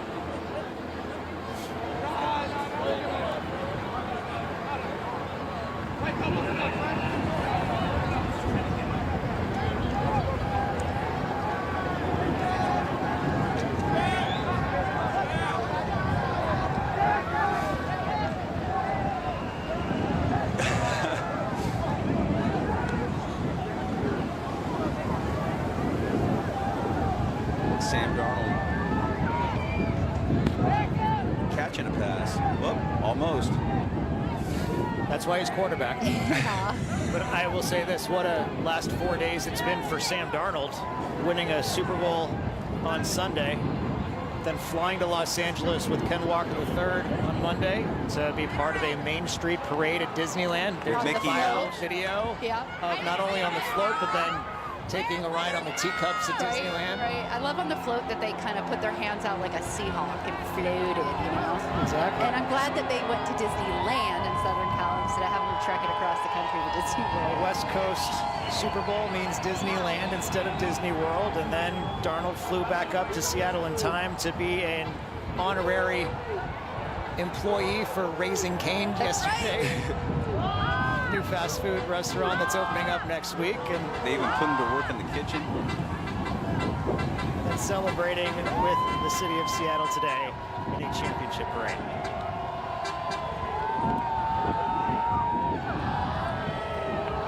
Imagine what Sam Darnold would have thought if you had told him 2 years ago that he would be the starting quarterback winning a Super Bowl instead of the backup quarterback losing a Super Bowl with the San Francisco 49ers, and if any other team would give him another chance. And that's exactly what the Minnesota Vikings did a year later. Resilience, man. You have to believe. He's believing in it, and he got that chance. Sometimes people don't get that chance, or they maybe very, you know, what they think that they can do, and he kind of stayed the course. And you got to believe in yourself, and you found another person to believe in it. It takes a special person to have that much resilience, though. I mean, to go through that much adversity, to be written off as a bust, and to know that, and to get these opportunities and to hang around the game as a backup and be okay with that. You get an opportunity here or there. But then you get the opportunity in Minnesota, you make the most of it, and then you have that playoff game that he wants to forget. And then getting another chance in Seattle. And this time, he comes away with the Super Bowl championship ring. You know what I admire the most about Sam Darnold? Not once has he ever said, "I told you so." Right. He has been soft-spoken. You rarely see that in this day and age of professional sports. Not a knock on Geno Smith. We all loved it when he said, you know, they wrote me off, but I didn't write back. Kirk Cousins with the, "you like that?"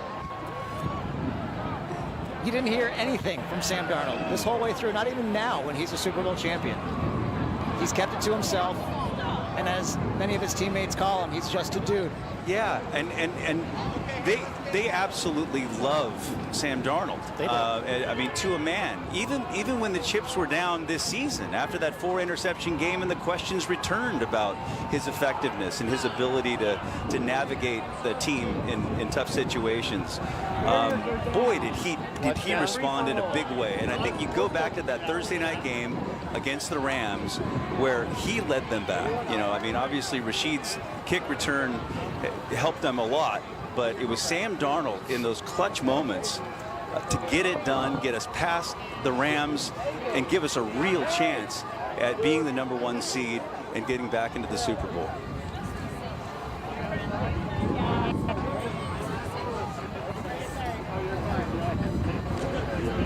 Just think about some of the sports moments that Seattle has been able to celebrate over the course of the last 6 months, 7 months. You go back to August when the Sounders won Leagues Cup in front of an attendance record crowd at Lumen Field, beating Lionel Messi and Inter Miami. And then a month and a half later, the Mariners clinching not only a playoff spot, but then that Game 5 ALDS against the Detroit Tigers, 15 innings. Jorge Polanco walk-off game winner, the electricity inside T-Mobile Park. And then a couple weeks later, Game 5 ALCS, Cal Raleigh's home run in the bottom of the 8th inning ties it against the Blue Jays, 2-2. And then Gino Suarez, the not walk-off, but grand slam home run in the bottom of the 8th. Feeling the energy inside that stadium. And then you mentioned it, Bill, that Thursday night football game that really was a game changer for the Hawks this season. To come back, win that in overtime, 38-37. Some of the best atmospheres I have ever experienced in this city. And then for them to host a divisional playoff game and an NFC championship game against the Rams, win both those games, and now celebrate a Super Bowl championship in this fashion. It doesn't get better than that. And after winning it in Levi's Stadium, we've got to put the topper on there. Absolutely. I mean, just the way Aaron describes it about the Seahawks celebrating, smoking cigars, and partying inside the 49ers home locker room, aside from the Seahawks confetti all over the field at Levi's Stadium. I mean, that is desecration of the home of your arch rival. And that's pretty sweet. I've always said that things happen for a reason. It certainly worked out that way this season. Yeah.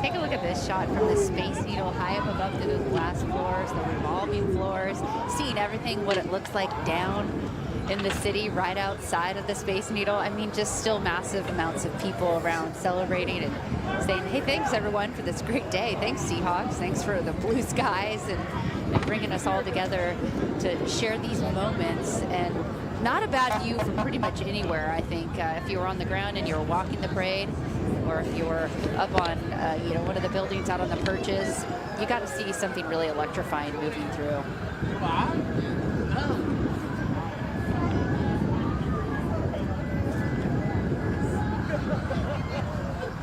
What I'll really appreciate about this parade in particular is seeing so many of the players getting out of the vehicles and interacting with the fans who clearly loved it, taking selfies with them, signing autographs as the 12s flag.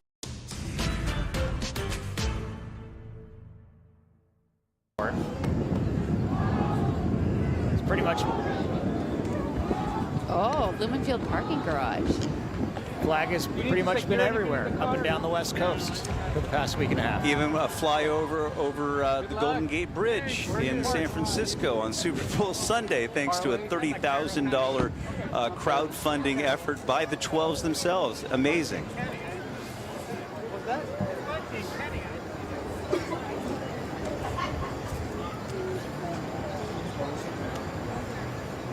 Yeah, it's a special day here in Seattle, no question about it.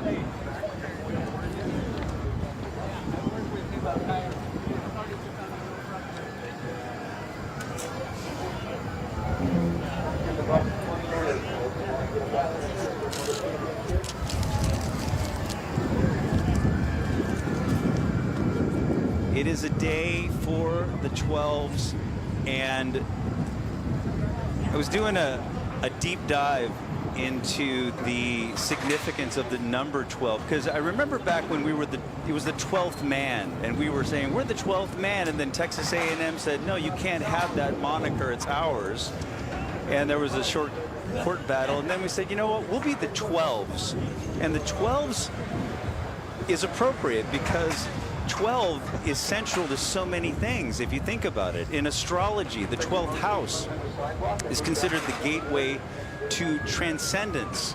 You talk about 12 zodiac signs. There's 12 inches in a foot, 12 hours in a day, AM, PM, you know. In music, 12-bar blues.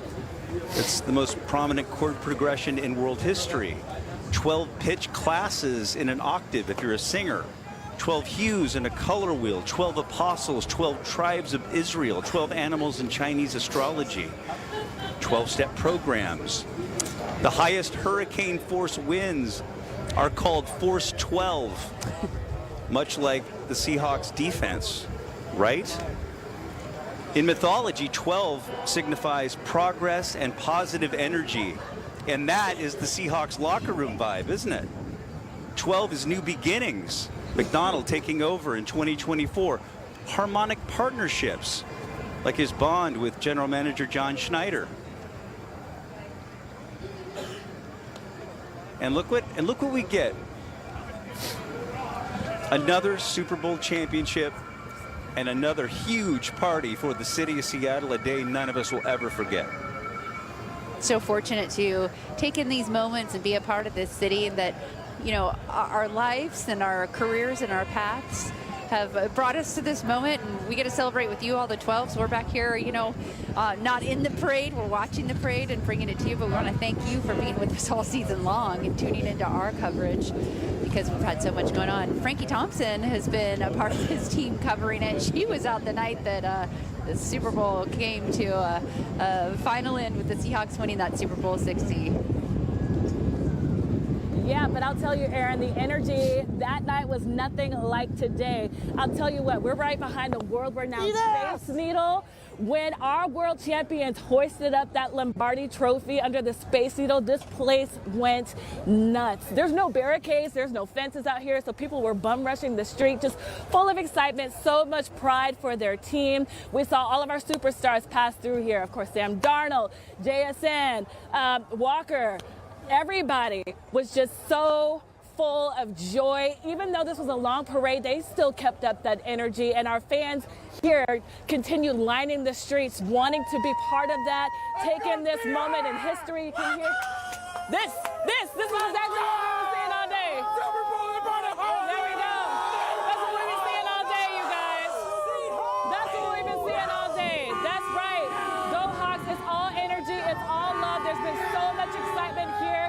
I mean, there's been no better way to end the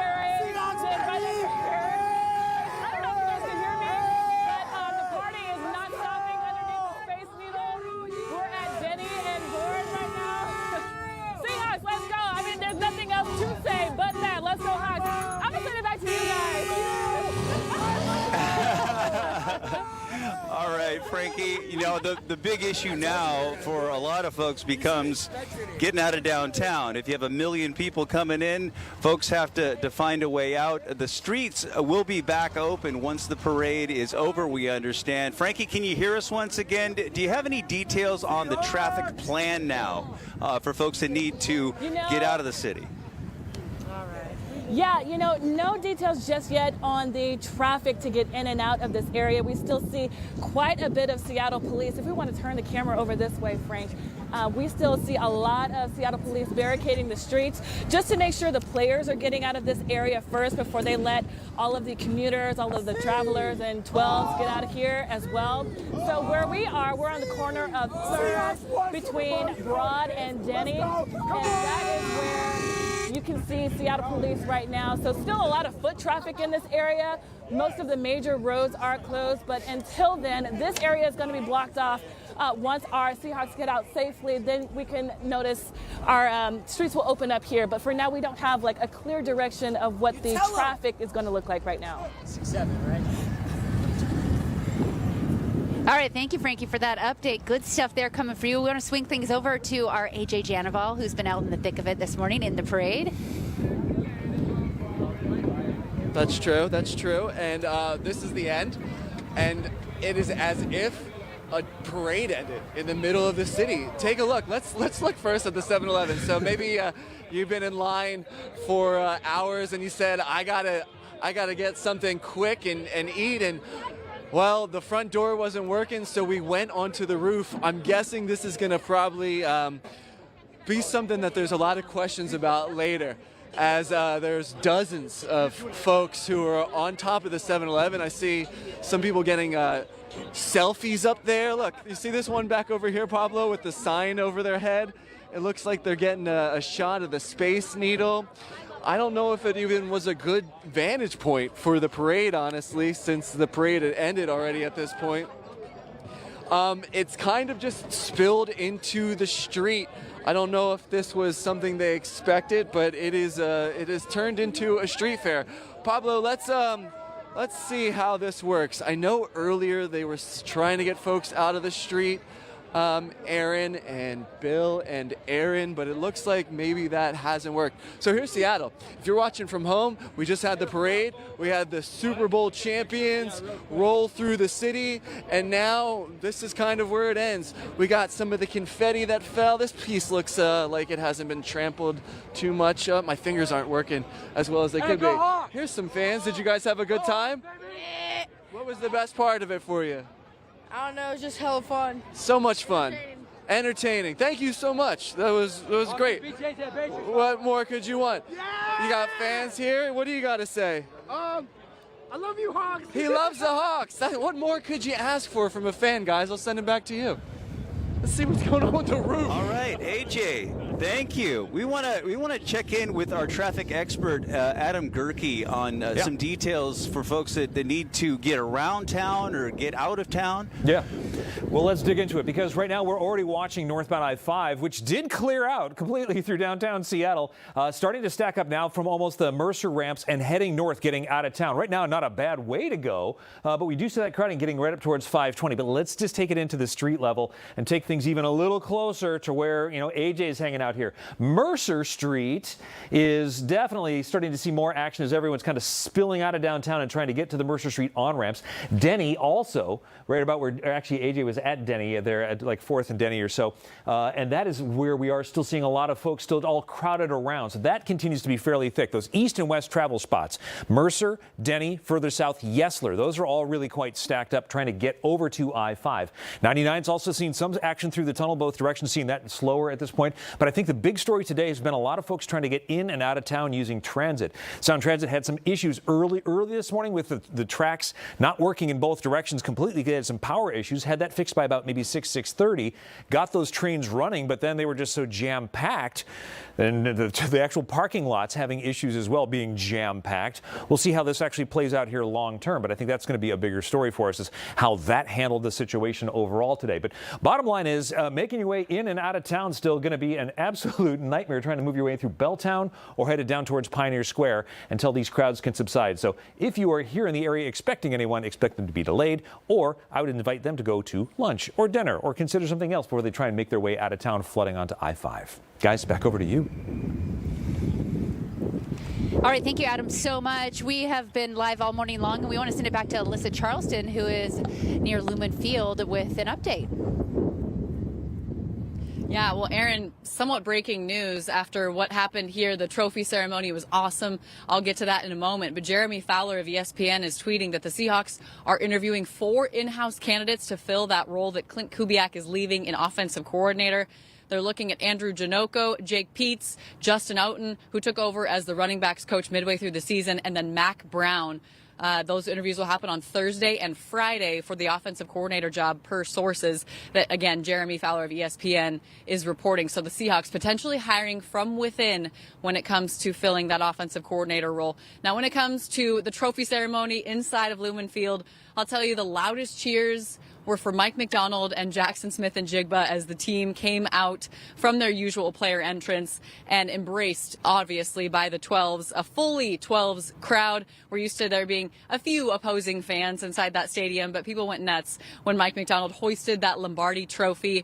Sam Darnold also addressed how people didn't believe in him all year long, but he's been using the word belief in the locker room. Well, he also introduced A.J. Barner, who had some pretty wonderful words while wearing a fur coat and a bejeweled Bud Light necklace. Here it is.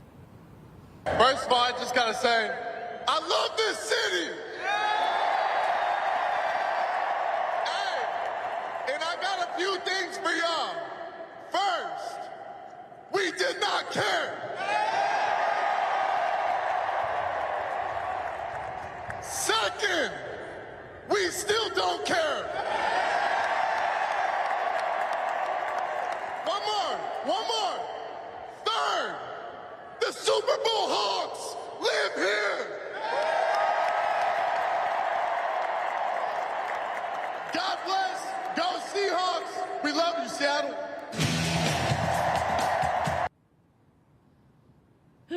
Just classic A.J. Barner. We've interviewed him multiple times inside of the locker room, outside the locker room. That is quintessential tight end A.J. Barner. When it comes to the rest of the organization, John Schneider really shouted out his head coach, Mike McDonald, saying 2 years ago, Mike McDonald came into our lives 2 years ago. He pretty much crushed it. Yeah, I would say making it to the Super Bowl in your second year as the 3rd youngest head coach in Super Bowl history to do that. Pretty impressive stuff. Then Steve Rabel, the voice of the Seahawks, was kind of the MC of the event. He introduced Big Cat, Leonard Williams, as the Undertaker of the Dark Side defense. We're tucking away that nickname for later. That is so good. This is what he had to say about the future of the Seahawks. I just got to say, none of this would be possible without y'all. I appreciate y'all. I appreciate the way y'all took me in this year, the way y'all embraced me. I know I didn't get drafted here. I know I didn't start my career here. But I just knew as soon as I got here, this is a special place. The way y'all backed this team through the good and the bad, man, I just knew it was special. And I just gotta say, it takes a team to get here, man. It takes a team to get here.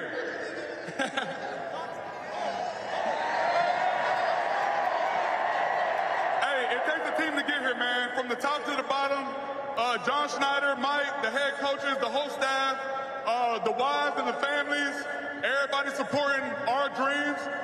To my brothers that I play with on every game day, man, it takes a journey. It takes a whole community to push in the right direction to get to this point. And I appreciate y'all. And hey, we not done. We coming back next year.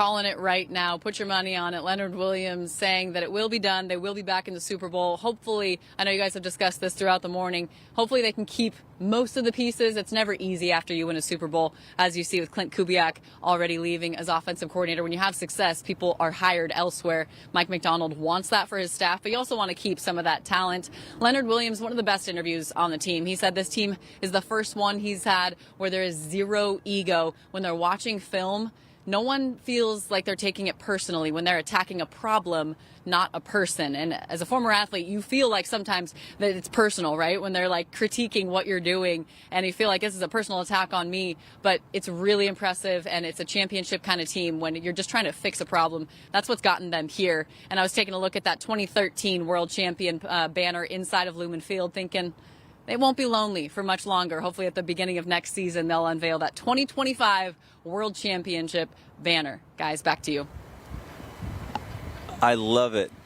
What a special team. What a special day for the city of Seattle. This was just breathtaking today. What moment stood out for you? Well, Alyssa talked about that banner, and it's going to be unveiled most likely on Thursday Night Football to begin next season because the Super Bowl champion, defending Super Bowl champion, always gets to host opening night in the next year. So we'll keep an eye out for that. And that will be another party. Absolutely. It definitely was the last time they won a Super Bowl championship and then hosted the Green Bay Packers on opening night. We had Soundgarden perform right here. We had Pharrell Williams perform right there. So perhaps something similar is ahead. Yes, and my favorite moment to your question is what Leonard Williams said just now, is we're not done. We'll be here back next year. And this reminds me of what Pete Carroll said in a championship celebration in 2014. It was February that year, and he said, we're just getting started. And I'll never forget it because they were just getting started. Unfortunately, it came to an abrupt end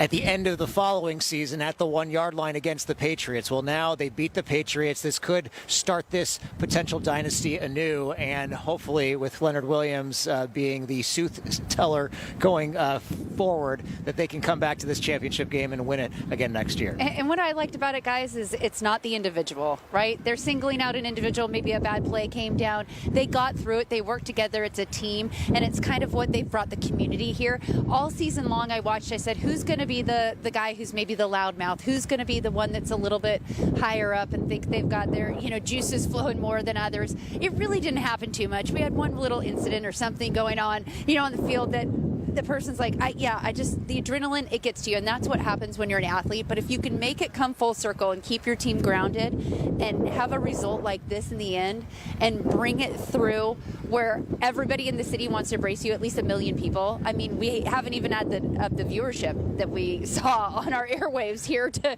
add to those numbers. So I think it's a real community event. Yeah, no, I mean, it's a team in the truest sense, right? I mean, it's all about community and coming together as a team, and this team personifies that. And today was all about the 12s and about the entire community coming together, and it is just so cool to have such a great positive thing for our community and bring everybody together. What a special day in the city of Seattle. Thank you so much for joining us all day for our parade coverage, and we're going to do it again. Yes, we're going to do it again, maybe next year. We hope next year, but we're going to replay the entire parade from beginning to end, all of our coverage on Fox 13 Plus and the Fox Local app, which you can download for free on any smart TV or mobile device. Have a great day. Bill Wixie and Aaron Levine, Aaron Mayofsky, thank you so much for joining us, and go Hawks! Go Hawks! Go Hawks!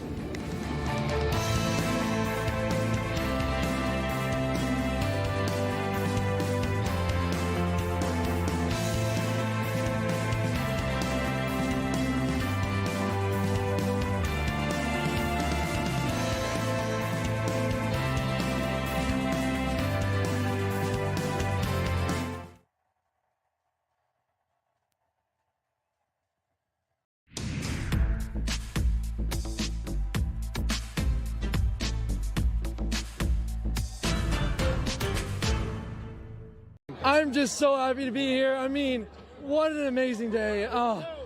Super Bowl champ. Go Seahawks! Now, We're gonna lose some voices by the end of the day. It is getting more and more amped. I was told that I can't cross the street for much longer, so I want to jump over here because this is just so fun. Yeah? Yeah! This is how we do it! All right. Best part of the day so far. The crowd, the people, the 12s. And I was just talking to somebody who came out here from Yakima. She said, like, I wasn't even chancing it. I drove the entire night last night so she could sleep here. It's a good time, but let me tell you, I think I'm going to get the hook, and I'm going to have to be back across the street soon. The most exciting time I've ever seen them was when they were singing Hey Caroline. Close second, Queen, we are the champions. They are ready, and honestly, I don't know if when the Seahawks get over here, they're going to want to leave because this area has been the most fun that I've seen so far all day. We're going to take you behind the scenes a little bit later, but we met the kids. We met the kids that said that they were talking to their school teachers, and mom said, yeah, they canceled, but when I emailed the teachers, they told them, don't worry about it, go Hawks. So that's the attitude out here. It's going to be a good party all day long. We'll send it back to you. Absolutely, and I hope the kids did make it down today because this is a day that we are never going to forget in Seattle. This is unforgettable stuff. You know what, Bill? The kids did make it down. You're right here. Thanks for having me. I got to sit at the grown-up table for a little while. This is great. You've been so giddy all week. This has been so fun. I know, I have. I've been bouncing off the walls over this. Everyone in studio leading up to this is our sports team, and Aaron Levine, Alyssa Charleston-Smith, and Ethan McReynolds were down in the Bay Area. It felt like the 2 weeks took forever to get here, but we did it. We got that number 60, and look at the crowds there. We want to talk about this. Some of our video is kind of dropping out at times, and that's because the bandwidth, everything that we have going on. You know, we have about 1 million people expected here. In the state of Washington, we are just about 8.1 million people wide, and in the downtown metro Seattle area with the Seattle King County, about 816,000 people. So we are going to exceed what actually lives here. So those people are here, and then you bring more people in, and that's why you can imagine that some of our video coverage does freeze up at times. So you can bear with this for that, but I think it's all worth it for sure. A lot of people are using their cell phones, and I don't blame them, and that does affect some of our connectivity in certain places. I will tell you, we have cameras literally everywhere. We have like 30 cameras in different positions all over the city to capture the parade for you. We have 22 reporters on the ground capturing all the excitement. We got you covered all day here on Fox 13. Can we just talk about how amazing this, okay, we'll talk about how amazing this Seahawks team was and how special and unique it was in just a minute. But let's head on out to our Lauren Donovan, who's hanging out with the 12s along the parade route. Lauren? You think you've seen it all, and then these lovely 12s come up to me with more creativity and more phone resources. Phones. ChatGPT may have had a hand in what you are about to hear, ladies and gentlemen. We've got our cheerleader here. These ladies from Everett and Seattle have compiled, not just with their chicken, they've compiled a cheer for us, and we have our cheerleader here. All right, ladies? 1, 2, 3. Sam Darnold, you led the fight. QB Magic, pure delight. Walker, Thunder, MVP run. Crushing foes, so rain is won. Champions now forever true. Seahawks! We're blue and green through and through. Go Hawks! I mean, AI, the power of AI. How long? Hawks! Now, really quick question for you. Important for the viewers watching on our stream at home. How long did it take you? And what was your ChatGPT prompt to get that? I put in our most valuable players from the game. I put in Darnold and Walker and told it to make me a cheer for the Super Bowl. And are you a cheerleader by trade? Absolutely not. All right. I don't want to be rude, but maybe I know that a little bit. Maybe. That's okay. And I wasn't either. But everyone here is cheering. Hawks! Woo! Rock stars. Thank you. You guys are hilarious. Worst cheerleaders ever. Oh, yeah. Come on through. Do you have I can hear you. Yep. You can hear program. Okay.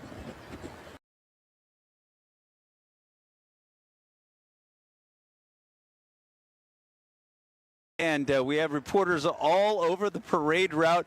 This is so much fun, and and we celebrate this Super Bowl team. The offense set a franchise record with 483 points scored, 28.4 per game, breaking the previous mark of 459. They had a franchise best plus 191 point differential. Leading the NFL and topping their previous record. 246 total combined for the entire season if you include the playoffs. Incredible. Our run defense, number one in the league in DVOA at 30.1%. That's the highest rating for any NFL team in the past 5 seasons. And this is a football team that started the season 60-1 underdogs to win the Super Bowl.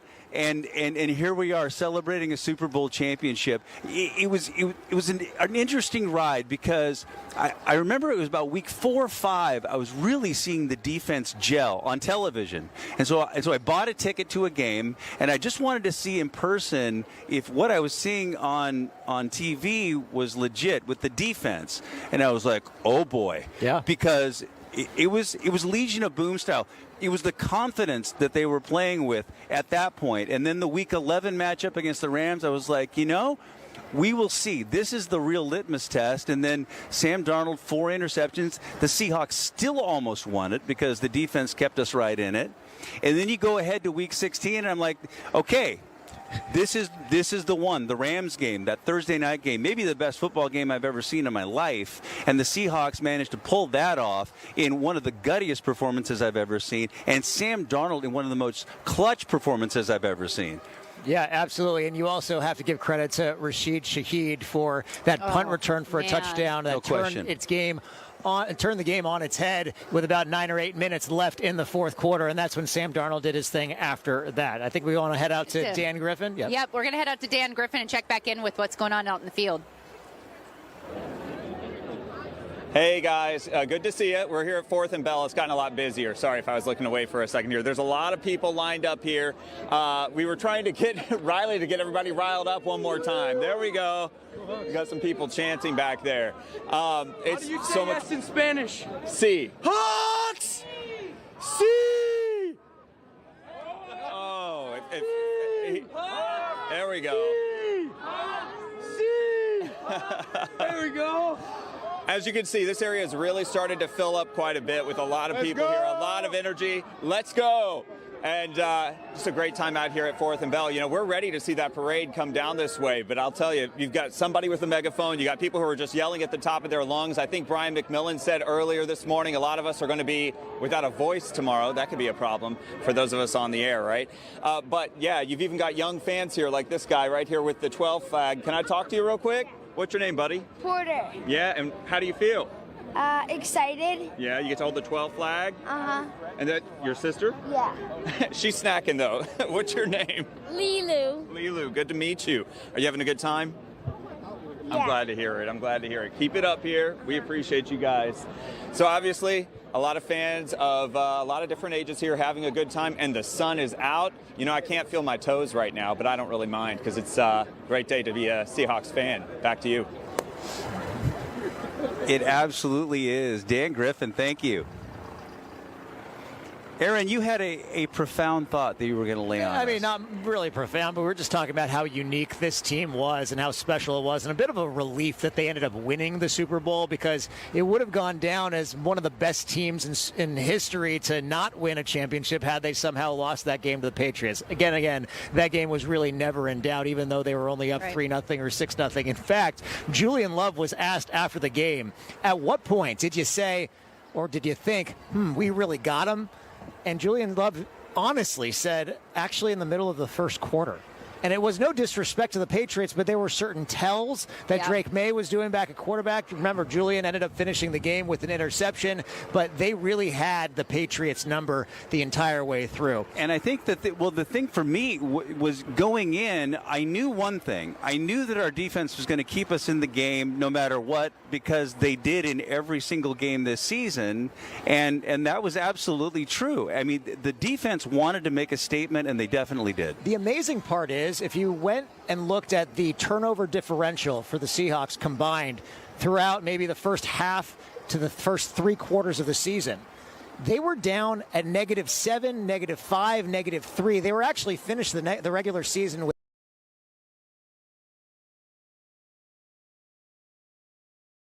away from opposing teams. That only happened one time under head coach Pete Carroll, and that was Carroll's very first season. He stressed it's all about the ball. So it was shocking to have that good of a defense.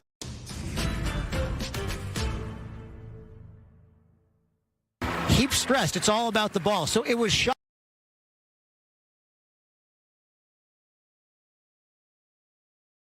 But in the postseason, they turned that stat on its head, and they had 3 takeaways to 0 giveaways in the Super Bowl against the Patriots. They were a dominant defense the entire way. The offense did not give the ball away once during the playoffs. The first Super Bowl championship team to not turn over the ball once in the playoffs, and it really made a difference. It's amazing that this team finished the season -3 in turnover differential and went on to win the Super Bowl. I mean,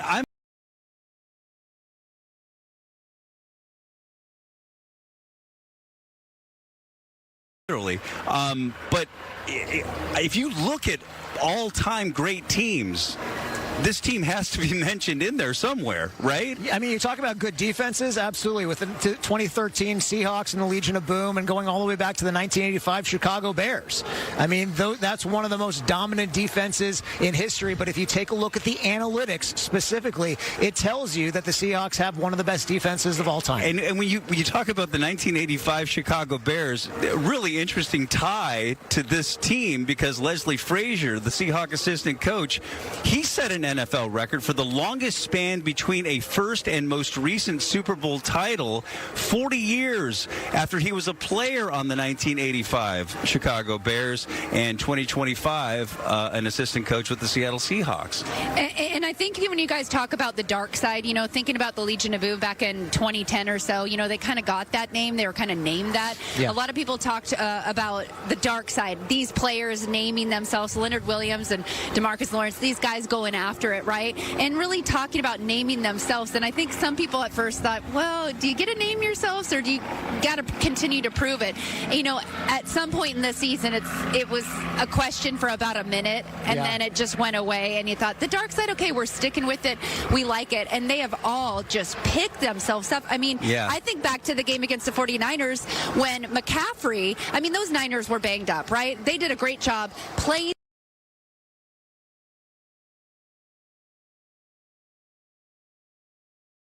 Got that takeaway when McCaffrey's on the sidelines there, and the ball bounces out, and you just see that they swarm and they're everywhere.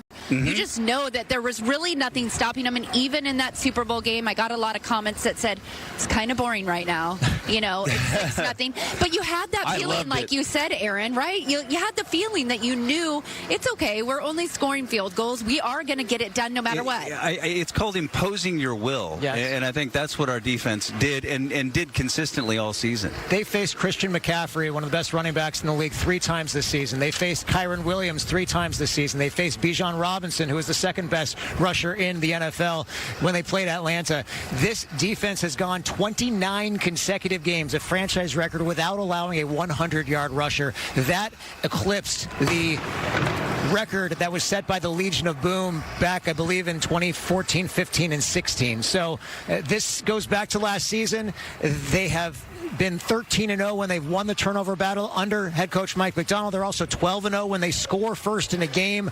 All of these different aspects to why they have been successful, especially this season, going 17-3, and even those 3 losses were not by a lot. They were all by at least 1 score. They had a chance to win all of those. I mean, imagine that. I mean, then if that happens, then you put them up against, you know, the undefeated Miami Dolphins of 1972 and the greatest teams of all time.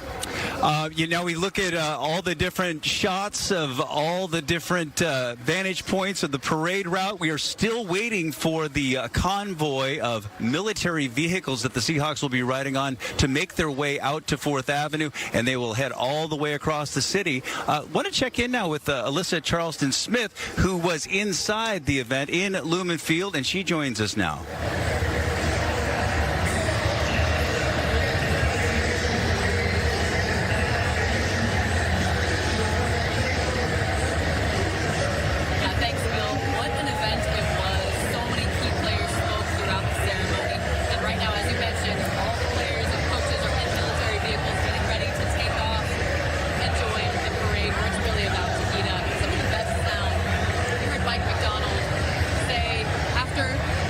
Schneider said that really we should be having Coach of the Year right here. He's coming up to the podium. Mike McDonald, did you see John Schneider on one of the first military vehicles to take off on the parade with a cigar in hand? He said Mike McDonald came into our lives 2 years ago. He pretty much crushed it. Yeah, 2 years later, he's in the Super Bowl. Won the Super Bowl as a second-year head coach.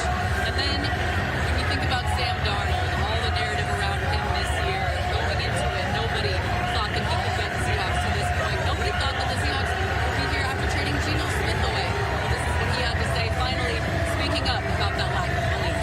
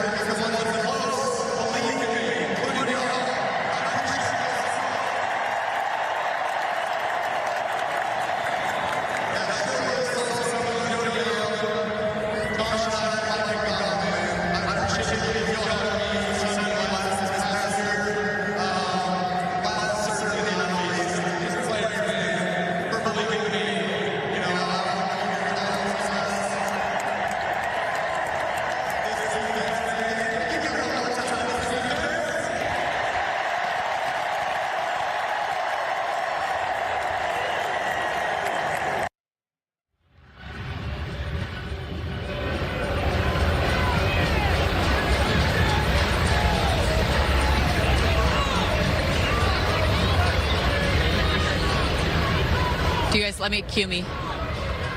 And obviously we've got Coach Mike McDonald here with his wife as well. What a year for him. So special. We're going to see if we can ask him a few questions before this team takes off on an unbelievable victory parade. Some other great sound bites from the day. Ernest Jones talking about how much he backed this team. Hey, Coach, what does it feel like to start this victory parade? I don't know why everybody wants. It's like you get this. I don't know. It's just the best. Like the joy of everybody, bringing everybody together. That's what it's all about, and we're gonna have a heck of a time celebrating. To be on this convoy with your family, what does that mean? It's a dream come true. I mean, this is like I said, it's the vision we had for our team and our organization and our city. And when you have opportunities like this, we're gonna enjoy it. We're gonna share it with everybody. Leonard Williams said this isn't over. You guys expect to be back. How much belief do you have that you guys can be back? Well, I have 100% confidence in us hitting our standard every day. It's going to be another journey next year. It's going to be a whole new group of people. It's going to take a lot of faith, a lot of faith.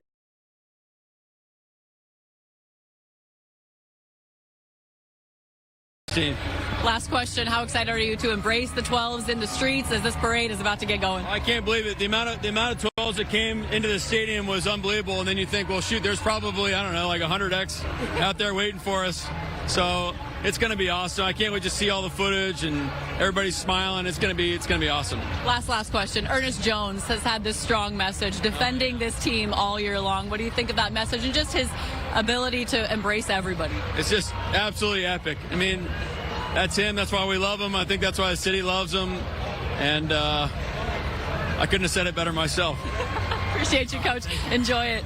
All right, obviously Ernest Jones embracing everybody, defending his quarterback, saying if you have anything to say about the quarterback, about the offensive line, the defense, well, he doesn't support anything you have to say, especially when it comes to the city of Seattle. So many players saying, we love this city. A.J. Barner saying, we do not care. We still do not care. That man is the one who started that quote from the very beginning. Inside Lumen Field, live, Alyssa Charleston-Smith, Bill, Aaron, and Aaron. We'll send it back to you. Oh, man. That's so great. That's so great. I love that.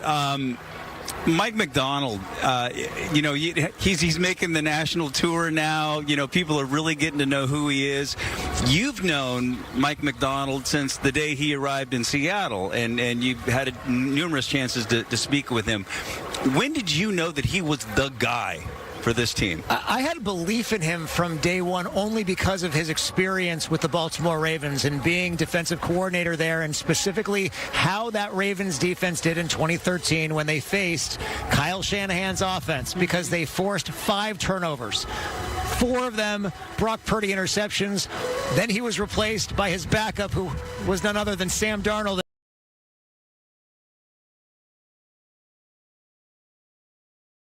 shut down Kyle Shanahan's offense, to shut down Sean McVay's offense. He's done very well against Shanahan, struggles a bit against McVay, but has done enough, fortunately, against the Rams the last 2 times that they have played them in order to get the job done and advance to the Super Bowl. A couple of things that Mike Macdonald said just now, though.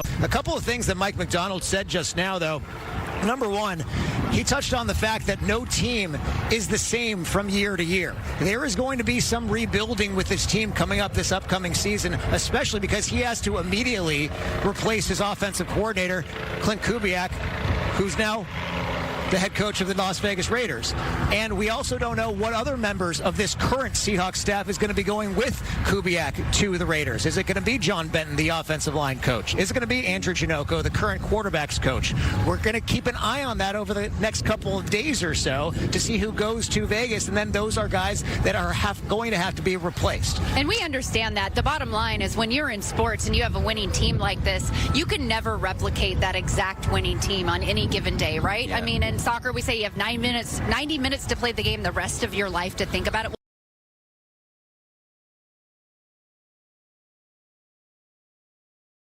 You got to kind of give kudos to Kubiak for going after what he wants. I mean, he's proven what he's done. He's really good at his job, and it's kind of ironic or a coincidence that he ends up going to the Raiders with Las Vegas and replacing Pete Carroll. It was something that we've all kind of come full circle. This is a big family in sports, and it unites everyone, but you want the guy to succeed, just not against the Seahawks. And it's a good thing that they are in the AFC, but that is the price of success. Is you're going to have success in Seattle. A lot of your assistant coaches are going to get looks from other teams around the league. What stood out to me about Clint Kubiak's press conference yesterday in Las Vegas as he was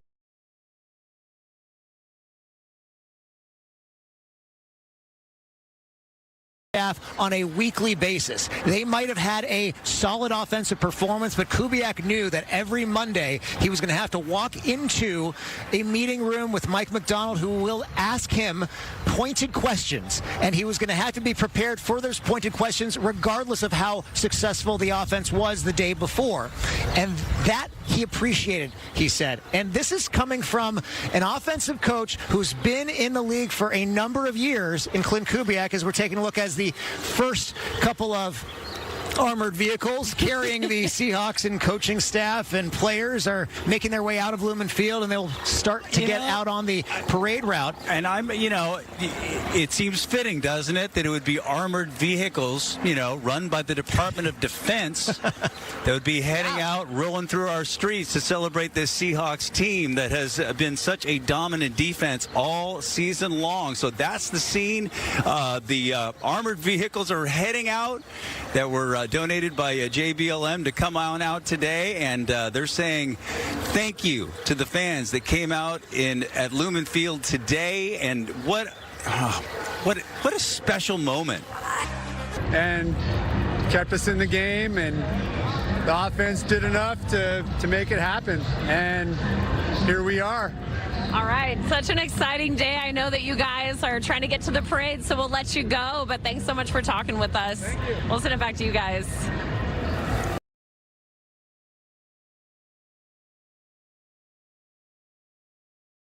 To the fans, thank you. I mean, when Mike Macdonald says 12 as one, he really means it. I mean, he has totally embraced the culture of this city and what the fans mean to this football team. Yeah, no question about that, Bill. And Richard Sherman got the crowd at Lumen Field pumped up before the NFC Championship game, and one of the lines he used was LOB to MOB. Yeah. Kind of serving that link between the two big dynasties, so to speak. It doesn't necessarily count as a dynasty the first time around. Unfortunately, they were just short of that, given that they lost that second Super Bowl championship to the Patriots, and it could have ended up being a dynasty. Shaquille Griffin was on this year's practice squad, brought back to Seattle, and he was also sort of that connection because he was part of the last years of the LOB, and he was now part of this year's MOB. And he made the comparison between the two, and he thinks this secondary was actually faster than the Legion of Boom. Maybe the Legion of Boom was a little more physical, but this team was smarter, and it definitely was faster. I think, one of the big differences that I noticed between LOB and Darkside, LOB was pushing the boundaries of what was allowed by the officials, particularly at the line of scrimmage. Very aggressive bump and run in the first 5 yards. Whereas this defense, and it almost seems like this is a part of McDonald's scheme, is to play clean. Not a lot of PIs, not a lot of pass interference calls. I don't see them penalized very often at all. Not comparatively to Carroll's teams, absolutely not. Right, and when you think about it, a pass interference call is about the most devastating penalty you can get, because sometimes it can be a 30, 40-yard penalty. So it seems that there's a different sort of idea behind the methodology of the McDonald's system. And once the players really got a hold of it, internalized it, and made it work, and were covering for each other in the same way that LOB did, that's when you really saw it gel, and you really saw the difference on the field. And you saw the talent at all three levels of that defense. They were able to get home to the opposing quarterbacks with rushing just 4 guys on the line, as opposed to blitzing as many times as you saw them actually in the Super Bowl, and that was a different game plan than we had seen most of the years. But when Devin Witherspoon did come on blitzes, he got home most of the time. But then to the second level, in the linebacking core, led by Ernest Jones IV, it's incredible to me that Ernest Jones led this team in tackles and interceptions and was not voted to the Pro Bowl, and was just a second-team All-Pro. In fact, when you take a look at this entire I don't defense, get that at all. there wasn't one member of this Seahawks defense that was named first-team All-Pro. There were a couple of second-team All-Pros in there, but collectively this defense was great. Individually, this defense was just as good, and they should have gotten their flowers nationally and recognized on an individual basis as well. In the end, they get the ultimate team honor, and that's a Lombardi Trophy. And talking to John Hopperstead all week, we all talked about who might be MVP, and what did John Hopperstead say? He said Witherspoon. Yeah, he said Spoon, and he had a shot at it. Absolutely. If it wasn't Ken Walker III, then it probably would have been either Devin Witherspoon or Derek Hall. But one of the reasons why I really think, and Jason Myers, by the way, some people have said, hey, sure, he set a Super Bowl record for number of field goals successfully kicked with 5. Yeah. He should have been in consideration too. The reason I'm so excited for Ken Walker III is because of how well he stepped up in the absence of Zach Charbonnet during the playoffs. He got his opportunity, and he made the most of it. 313 total rushing yards in the playoffs, 4.8 yards per carry. He had 4 touchdowns in those first 2 playoff games. The divisional round against the Niners, he had 3 of them. He had another one against the Rams. So even though he didn't have a touchdown in the Super Bowl against the Patriots, well, that counted exactly because of that holding penalty. He still finished that game with 161 total yards, 135 rushing yards. He's the first running back MVP in the Super Bowl in 28 years, but also the first running back Super Bowl in the MVP that didn't score a touchdown. Right. He certainly deserved it nonetheless. And what the Seahawks needed to run the football, and one of the reasons why they needed to is to run the clock and allow your defense to do what they do, and they did, as they always do. Yeah. Right? And as we continue to watch the parade, I think we want to let you know we're seeing, it looks like it could be the color guard folks walking down ahead of the parade there, and it's really getting going. Fans are being very patient, and I've been looking at what Nikki Torres has said. They have a billboard up there? Yeah, she has said they're up on the billboard at least, but Nikki said there could be 1,200 people plus per block. They are 10, 15, 20, 30 deep. Everyone's getting along. They're all hanging out. Those fans have climbed up onto the billboard, so they're literally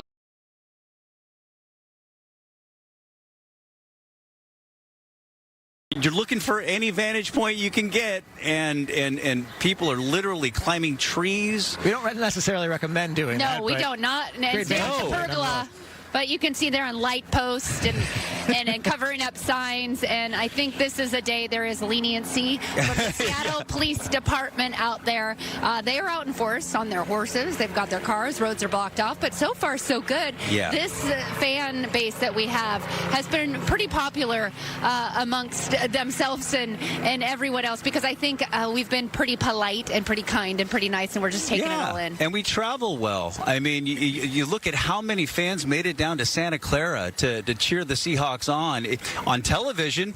The 12 sounded pretty loud to me. How was it in the building, Aaron? Well, it was also on the field because Mike McDonald even said on Jimmy Kimmel that it was 75% to 25% Seahawks fans, and because the Seahawks fans were so loud that the Patriots had to move to a silent cadence, that Drake May could not audibly make commands to his offense before he hiked the ball. And it was one of those situations where the Seahawks felt like the home team because of it, because they made the 12s were so loud when the Hawks were on defense that they made it that much more difficult on the Patriots offense. Yeah, I mean, everything is about 12. As you know, Aaron, everything adds up to 12. The Seahawks retired the number 12 back in 1984 in honor of the fans. First number retired by the team. And by the way, in 84, 8 plus 4 equals 12. You are crazy.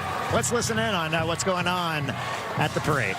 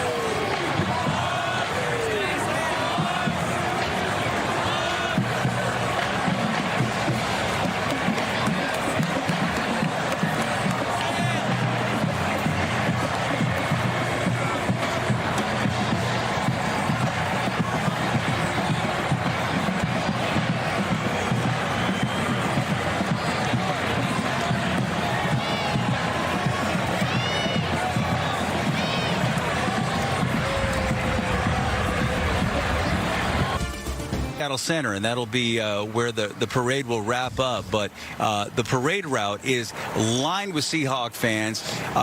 Hundreds of thousands, if not a million fans strong. And can you imagine what it would have been like back in the day without cell phones, guys, and we had one of these celebrations? I was just looking at all the cell phones out there. Everybody's capturing these moments and making great memories to tell stories, about, and hopefully we'll be talking about more to come with a dynasty here in Seattle, because that's what this city needs. We are up here on the upper left in the Pacific Northwest, and it's just such a pretty place to breathe in the air and take it all in. We've got the choppers rolling around. We have the fireworks and the explosions, the parade kicking off, and the military vehicles going through. But look at the depth of the fans that we are spanning across our region here. They came out, and they certainly came out to support. And inside the Seahawks facility, there is a huge picture of the 2014 Super Bowl parade, and with all of the fans lined up on the streets and just the packed crowds out there. And Reek Woolen, when they were cleaning out their lockers yesterday, made mention of it, that they have looked at that picture for many, many years.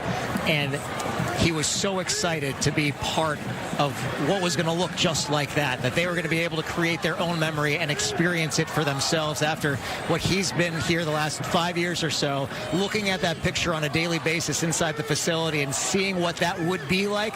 Now he gets to be part of it today. And I bet he is certainly happy to be a huge part of it. There's some moments in the games leading up to the Super Bowl that, we might not have been here if something went a different way. And I get that when you're a competitor and you're a player, you're on the field and you're giving it all, and there can be some smack talking back and forth. People make mistakes and, attitudes come out. But again,